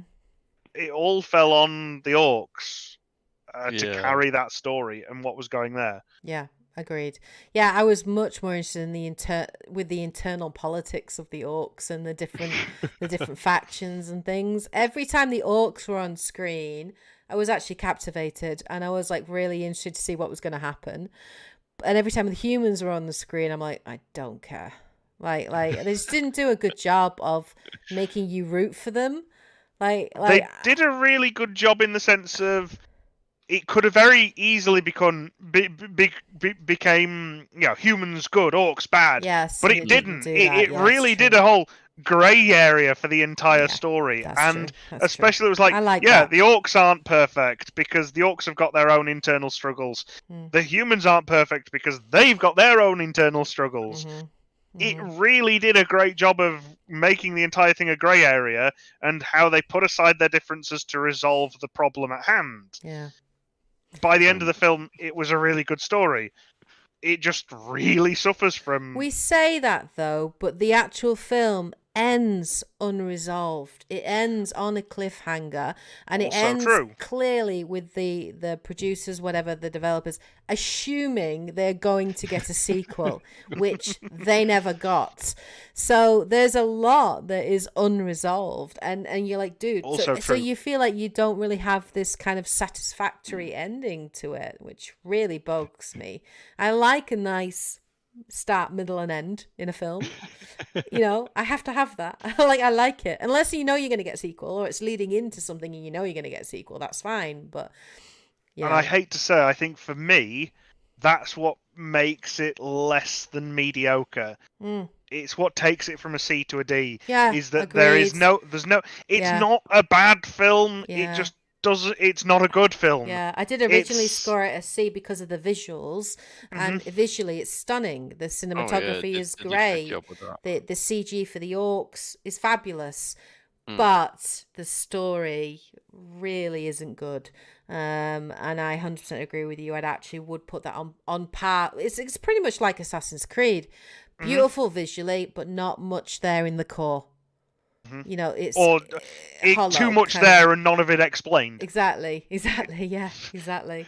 And Ragnar from Vikings running around going. It's just basically they So cast him because Vikings was popular. But the thing is, right, Ragnar in the Vikings game, while he's a great character, is not very likable. So in the movie, he's just basically channeling Ragnar, and he's not very likable. So you don't really root for him. You're like, who are you? What? So anyway, so yeah, I agree with you. Well, that brings us to the end of our table sorting. Is there anything now that's all on there? Does anyone want to move any of it around? I'm actually quite happy where everything's placed. I think everything's placed kind of right. It's interesting actually that all S is all animated. That tells you about the power of animation. But also the fact here's that Netflix wanting to cancel it all. It's ridiculous, isn't it? Numpties. But yeah, it's because they can get more closer to the legit adaptation, isn't it? It's like, the more you start going down, it's like, oh, we'll have our own. Do you know what makes me happy? There are 22 video game adaptations on that ranking, and 14 of them are very good to above average. That makes me happy. There's some that you should avoid. We haven't watched the real trash. No, we haven't. Yes, maybe there's worse things out there. But well, we know that Uwe Ball and Paul Anderson have made an effort to make as many video game adaptations as possible. yes, So yeah. I know Watch that there's this worse out space. there. Yeah, so we may be doing another one of these Watch. tier lists in a few years' time when we've got some We'll more get adaptations. X and Server maybe. and Blood Rain on there. Yeah. I think Max again we Payne. toyed with the idea of putting X versus Sever in here, but I think it got left out on the basis of it's actually not a movie adaptation of a game. Yeah. The movie just only came out first. after because the movie got delayed and the game came out sooner. Yeah. So, but no, I enjoyed that. That was really good. So yeah, that was good. Obviously, share your thoughts in the comment section, guys. Where would you place all of these video game adaptations? Let Toad know. Toad wants to know in the comment section. Or if you agree with us, let us know. But yeah, I hope you guys enjoyed this ranking. It obviously was a very lengthy conversation, but I hope you enjoyed our discussion, and do share your thoughts in the comments. Now that we've finished the main feature, that leads nicely into part 3 of today's podcast, which is community questions. Message coming in. Patching it through. Tell us your questions. What do you want to know? Oh. Speak. So That's we as have much of a rap you'll get. nice, not bad though, not bad job. So we have 3 questions from the community, which we will take it in turns to answer maybe and have a chat about. So the first question is, who is your favorite villain in a video game? Yeah. Fish, do you want to go first? Sure. My favorite villain is Skull Kid from Majora's Mask. I absolutely love the sinister kind of background of the character. I also love the tragedy of the character. The core of it, he's just being used by the mask itself. Something that starts out as a prank just is slowly corrupted and warped into general world-ending evil. And I just find the character absolutely fascinating. I know I go on a rant regularly about how I prefer characters who are villains who are just evil, especially ones that you can't relate to. Yeah. But that's a good one because it's such a tragic villain. It's a villain who doesn't realize how bad they've gotten until it's too late, and for them, they're not in control anymore. You don't know if it's Skull Kid or if it's the mask, and there's just all that pent up rage which fueled it. But by the time that you get there, there's nothing left of the original person. And like I said, it starts out as playfully mischievous and just gets sinister and then darker.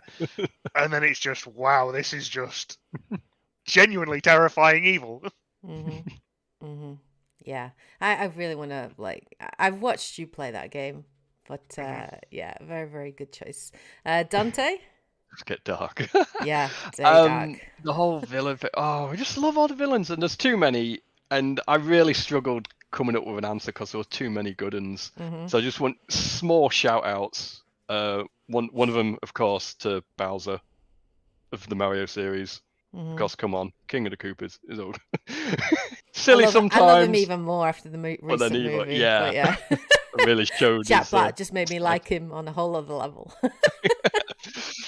And then in particular games, I like dialogue from certain villains where they're mostly just dialogue. So Handsome Jack from Borderlands 2, just funny stuff. And GLaDOS from Portal as well. So it's like they're just brilliant. But first main one that pops to mind though, it's going to be Sephiroth from Final Fantasy VII. He is the main man, the main villain. It's pretty much got everything, not just the flipping banging soundtrack of awesomeness and orchestra. He's got like that kind of tragic-y backstory where he's like the kind of hero. He's all kick-ass. without too much spoilers, because I know some haven't played it, but it's basically he is just this kick-ass kind of hero turned baddie. His skills are insane with just swordsmanship and the kung fu's and this and that, throwing magic left, right, and center, and all this and that. And he just gets more and more every time he turns up. It's like more and more badass. and then halfway through, like the original game, you don't get to see him much, but you just keep hearing about him. And it's like, oh my god, he's done this. Holy crap, he's done that. And there's all this and that. And then in the more recent remake, they're just showing more of him. Yeah. And it's like he's doing last boss stuff right at the beginning of the game. It's like, this is just a fraction of my power. I'm just playing with you. You're like, oh my god, surviving on like Sliver and all this and that. And it's like, yeah, I'm just playing with you. Yes. But yeah, he's twisted but cool at the same time. It's really weird. He's got all sorts, and his relationship with the other characters, especially with messing with Cloud. It's really good. So yeah, so like many also when he turned up in Smash Brothers as well, it's like, yes, we needed more villains in that game. He's a Rayton. Yes. The one-winged angel. Yeah, let's get it on. Yeah. So I'm playing Crisis Core at the moment as well, and that's making me like his character. Yeah, so you get even more backstory in Crisis Core about him and how he kind of sort of fell from grace, kind of thing, and it's really interesting. I mean, I'm enjoying Crisis Core a lot. I still haven't beat it, but I will beat it. But I am enjoying it a lot. I want to get it beaten before and replay Final Fantasy VII Remake again before the next one comes out at the end of this year. Good choice. Very, very good choice. So for me, villains is always a hard one because there are so many villains that I like, right? Because I always feel that villains are just if they're written right, and they're more fun probably for the voice actors to play, right? They generally are more charismatic, they're more interesting, and you have those villains that are very kind of like a little bit tortured, and you feel a bit bad for them. Like I felt that way with Saren, right? Like in Mass Effect. But my favorite kind of villains are just really good villains that you just love to hate, right? Like Joffrey level of villains, and so like when you beat them and when you take them down, it's very satisfying. And so one of my favorite villains, which you obviously know, Dante, because you were there when I played these games, is actually Cesare Borgia from Assassin's Creed Brotherhood. He is fantastic. Your reaction when you finally killed him. Yes. He's like a character that he's so smarmy but really charismatic, but also really creepy because he has a really weird relationship with his sister, which is a little bit incestuous and a bit obsessed. But he's a villain, right, that makes it really personal. Like everything that he does against the assassins, against Ezio, is personal. Everything from like the beginning of the game where he just attacks. You spent most of Assassin's Creed 2 building up your home, renovating and putting time and building a community, and then he just tears it all down and just sieges the entire place and just destroys everything, nearly kills your mother and your family. I think does someone die? I can't remember. It's been so long since I played it. But from that exact moment, and then the rest of the game, you're like, I don't even care about the Templar assassin war. All I care about is taking down Cesare Borgia. And the whole big overarching thing didn't even matter for me. So he's a villain and he's so well voice acted. Like his voice actor is just so good. And if you have not played, and I know you haven't, Fitch, because you've played the first Assassin's Creed, right? So you never got to experience like Ezio's storyline, which spans up across 3 games. So it's the only assassin that has actually spanned across multiple games. Assassin's Creed 2, Brotherhood, and then Revelations. And I can't recommend it enough. It's so good, but it has some of the best writing and characters and villains. And Cesare Borgia is still, and it's been, I don't know how many years since I've played it. 10 years, more than that. Maybe 10 years, 12 years since I played it, and he's still my favorite villain. He's like the Joffrey of Assassin's Creed. He's just so good. He's so good. He's so evil, and he revels in it, and I love it. So that's why he's my favorite villain. Yes. Excellent. Yes. So on to the second question, when I can bring it up, because my phone's deciding to be weird. The second question was, what is the first game you've played that felt really difficult to you? Should we go in the same order again? Oh, should we change it round? Should we do Dante first? Yeah, let's do Dante first. Yeah. Pick on me, okay. I'm picking on you. Giving you priority. I'm trying to. I struggled with this one, but I think one did stick in mind because I pretty much after the Atari 2600 started on the NES. Yep. The original NES. So it's like there were a lot of games on that were NES hard, as they call it, even now. I love it. And I'm going to pick on Teenage Mutant Ninja Turtles, mostly for that damn water level where you're trying to swim and defuse all the bombs. So you not only got a timer and all that, but you got to do pixel perfect swimming between all these electric vines and everything. It was absolutely nightmarish. I can't even remember if I got past that bit. Yeah. I never completed the game. I even got not that long after that, because then you didn't, there was no like decent save files or anything like that where you could just happily continue on after you got past all the nightmare. It was like but then there's everything else. Annoying enemy placements, the constant respawning, you just go slightly off to the screen and the enemy you just killed is back again. The mad flickering because there were too many sprites on screen at once. It was like just everything about it just kept, it's like I can't beat this game. And it was I'd like just replay, like get really good at the first bit, but then like the second bit, and it's like, the boss is a cheap man, I can't kill it.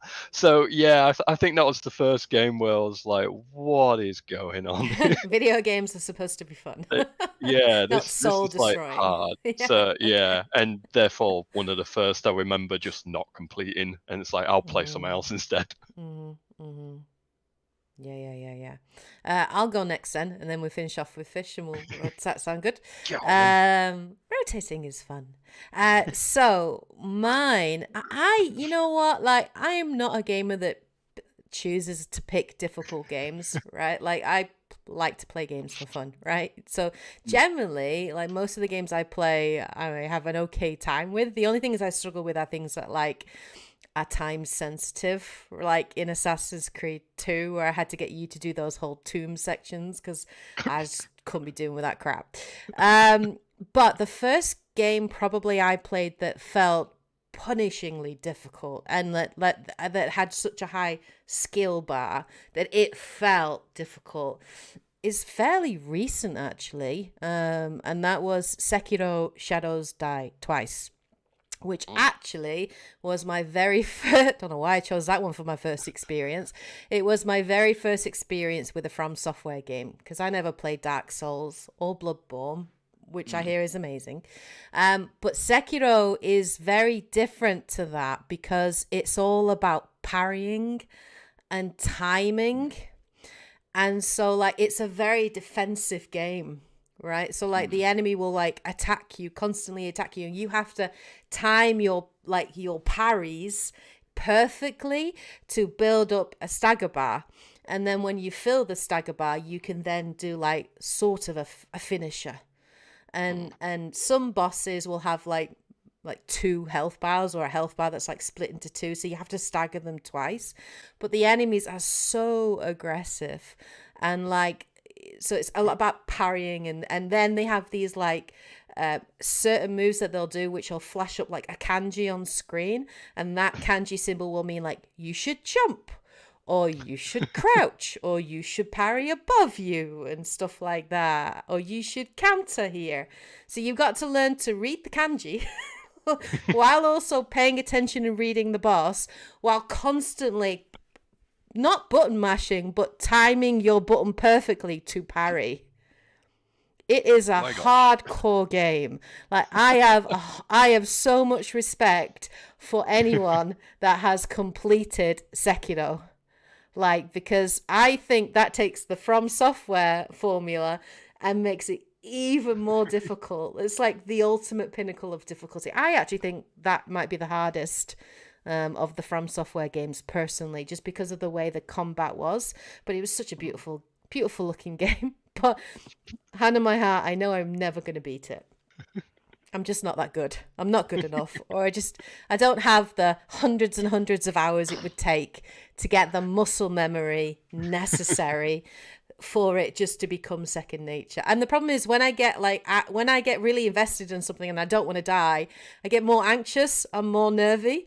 So my fingers get like very sweaty, which means like holding the controller is really difficult. And then like my fingers get kind of twitchy. So sometimes I'll like hit the button when I'm not meaning to. Like you've seen it in Resident Evil 4 Remake. I was like, oh no, I didn't mean to do that, like kind of thing and stuff like that. It's like, shit. Like, I threw a grenade. God damn it. Like, so like, yeah, I when I'm under pressure, like I panic very, very easily. So that was probably the first game that I found uberly difficult. It's a good game, but it's a hard game. Fish, what about for you? I was all prepared to talk about Link's Awakening on the Game Boy Color. Game Boy and Game Boy Color, because that was the first one I think I remember being difficult. But then again, I was, 4, sneaking into my sister's bedroom to steal her Game Boy while she was asleep. You so were that I 4 could play when you played that game. Yeah. That's adorable. I want to imagine a 4-year-old Fish hiding under his cover playing Link's Awakening. She wouldn't let me play with the Game Boy, and I didn't have one of my own, and it got that bad that Christmas, that was the Christmas my mum and dad got me one, because I was waking up early to sneak into her room to take the Game Boy out of her drawer so I could play it. Did she know you were doing this? I don't think she did. No.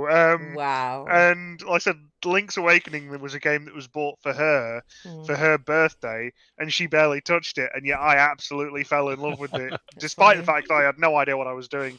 I was just a little guy wandering around with a sword slashing at monsters. And I never got past the second dungeon. And the fact that I made it up there, at the age of 4, to this day baffles me. Must have purely just been repeated playing and trial and error.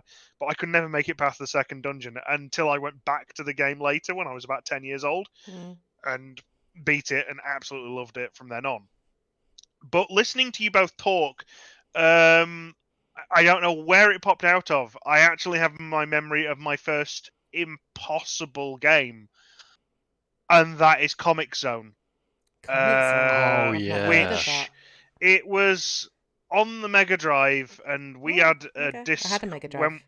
When we got a disc with it for the PC when we got our first main family Windows 95 PC, and one of the games was Comic Zone. It's like a side-scrolly beat-em-up thing, and the story goes: you are a comic illustrator who is sucked into the comic, and you have to fight your way through. And you are going from panel to panel. You uppercut enemies, and they bounce through the paper walls, and stuff like that. And the concept is really, really cool. But I, to this day, even as an adult, struggle to get even past the second level because the game is so brutally punishing, with the case of even when you're punching things, you as a character are receiving chip damage. So it's like you can't get through a door without punching that door down, or you can if you happen to find a dynamite item to stick there or whatever. But there's so many things in the game which are like, the only way through this is to actually punch it, but that hurts you. So by the time you get to the second level, you've got no bloody health left. And it's like, how am I meant to do this game? Wow. And if anyone out there actually knows, because I don't even have the patience to look at a playthrough of it, Someone which I really somewhere ought has to done do. a perfect run through, no damage. But kinda. it was something to this day. I will never understand how you were meant to get past the second level, because by the time you start it, you've lost most of your health just through generally playing. So yeah, I would say after listening to you both talk, Comic Zone will be my answer for most ridiculously difficult games. I think did you gift me that on the Wii? Yeah, at one point, I think. said, yeah, and I started playing You because gifted him a really hard game. yeah. The whole point was just my like best it's friend. not just me, Suffer. right? This game is insanely difficult. Yeah, but the thing is, though, is like even back That's a then, test of any friendship right there. I used to get that like Super Play kind of magazine, but it like did Sega games and Nintendo, even though I didn't have a Sega. And I kept hearing about Comic Zone and looking at it, and the concept sounded really good to me. I was like, oh, I wish I could play that. And then so when he gifted me, I was like, oh, sweet. And then, like I say, punching the gutters of the comic panels. I'm like, why am I receiving chip damage? What's going on? I can't progress without hurting myself. That's mad. So I kind of do. Yeah. I do want to look. I kind of want to look up a guide or like a video, because I also decided to look up the Teenage Mutant Ninja Turtles. Somebody just runs it in 40 minutes, the entire game, start to finish. 40 minutes. I didn't watch it all because I might actually try and do it myself. But I'm like, wait, this game where I feel like I spent days, years, months, or like doing that one section in level 3 or whatever, and you can complete the whole thing in 40 minutes. Yeah, he's probably speed running it and phasing through walls and hacks and some shit. Probably there will always be games like this, and I think the one that stands out again as a whole gets a bad reputation before Dark Souls even came along were the Mega Man games. Mega Man games themselves are viciously brutal. And I'm not talking about X, I'm talking about classic Mega Man. When Mega Man 9 came out on the Xbox 360 and we were fresh with the achievements era, there was an achievement for Mega Man 9 to complete it without dying. I don't want to meet the person who is capable of that, given the fact there are so many things in Mega Man which cause instant death. Falling down pits, touching spikes, lasers. The fact that most of the bosses are able to reduce you to half health, within seconds of being in the room as them. I don't want to meet the person who's capable of beating Mega Man without dying at all. It's just I don't think it's possible. I think that achievement has been put in there should never to be done. Some sick person put it in there. Well, you see, those people like that though. It's like, I think I'm a pretty good gamer. I'm a pretty decent gamer, and then you see someone do something ridiculous like that, and you're like, dude, what the hell? Now I feel like this small. That really is good. I think X and Battle Network were the only Mega Man games I actually completed. All the old ones. Not encouraging me to want to play those games. So, on to the third question, if you're ready for the next one. So, if you could have one power of any video game character, what would it be? So, should I go first on that, and then we'll rotate back around again, because we've been changing it, haven't we? I thought long and hard about this question. It's such a good question, and it's such a difficult question, because I was going through and I'm like, dude, well, we did decide that power can also be like an item, right? Because certain games have like items that you can get that effectively are like powers. If we take the classic Mario himself has no power. No power, yeah. You can get all of his are power-ups and exactly. items, so we thought items had to count. Yeah, items we decided to count. So I'm torn between two, actually, on this one. I can't decide, I'm torn between two. So the first, obviously, is Mass Effect related. Biotic powers. It would be so awesome if I could just control dark matter and biotic powers. That'd be uberly powerful. You can just do everything with biotic powers. I could be like Samara and do some cool floats. I could create singularities. I could pull stuff towards me. I'd be like, I want that over there. I'm just gonna force, but I'm going to pull it towards me, no problem. I can put barriers over things. I love my biotic explosions, as everybody knows. I probably would be destroying everything, wouldn't I? It's probably a good idea if I don't have that power, to be fair. So that was one. But then the other thing I thought about was Portal. And I've always been so fascinated by the portals, you know, the ability, the portal gun, I just think is a really awesome idea. Not only in the video game sense, but just in normal life. Like, it would be so cool to be able to create portals from like one place to another place. And just think of like all the uses that you could have for it. It would be like set up a portal at home, finish work, shoot it into the wall, and I just walk right through it and I'm home. I don't have to deal with traffic. I don't have to deal with anything. It'd be amazing. Or like, I want to stick kettle on. I'm upstairs gaming or streaming in the middle of a stream or something. I'm like, I'm gagging for a cup of coffee. I have a portal ready next to the kettle. I just put a portal, reach my hand through, flick the kettle on. I have milk and coffee and everything ready. It'd be awesome. I would totally misuse the use of a portal gun, but also to travel, to like, it would just be so cool. And just, yeah, I mean, Portal's such a good game anyway, but there's so many uses of a portal gun that you could use. I'm probably using it for boring, mundane stuff, but it'd be fun. It would be fun. I think I've talked myself around to a portal gun. I want a portal gun. Make it happen. Scientists around the world, make it happen. Yeah. So yes, a portal gun. That's the power I would like. There we go. Have some spares. You'd set one of the portals up in Japan so you can just nip over there God, whenever you yes. want. No flying anymore. Yeah. Well, you need, I think like, customs might have something ones. to say about that. Maybe. They won't know about it. I still technically have my residence card, but it's very expired. It's very, very expired, but I still do technically have it. So yes. It would be so cool. But yeah, a portal gun would be awesome. So what about you, Fish? What power would you like to have? I have to be really basic and say Sonic's super speed. I think the ability to just, run everywhere stupidly fast. Gotta go fast. Yeah. Gotta go fast. That's it. It's just, hey, get in the similar Portal sense of, alright, it's not maybe instantaneous, but I can run at the speed of sound, so getting from here to wherever I need to be is pretty cool, and that can be done relatively quickly. Yeah. Yeah. I just think super speed is a really cool power. It's really cool, and I love the bit. Even in we will talk about it in the.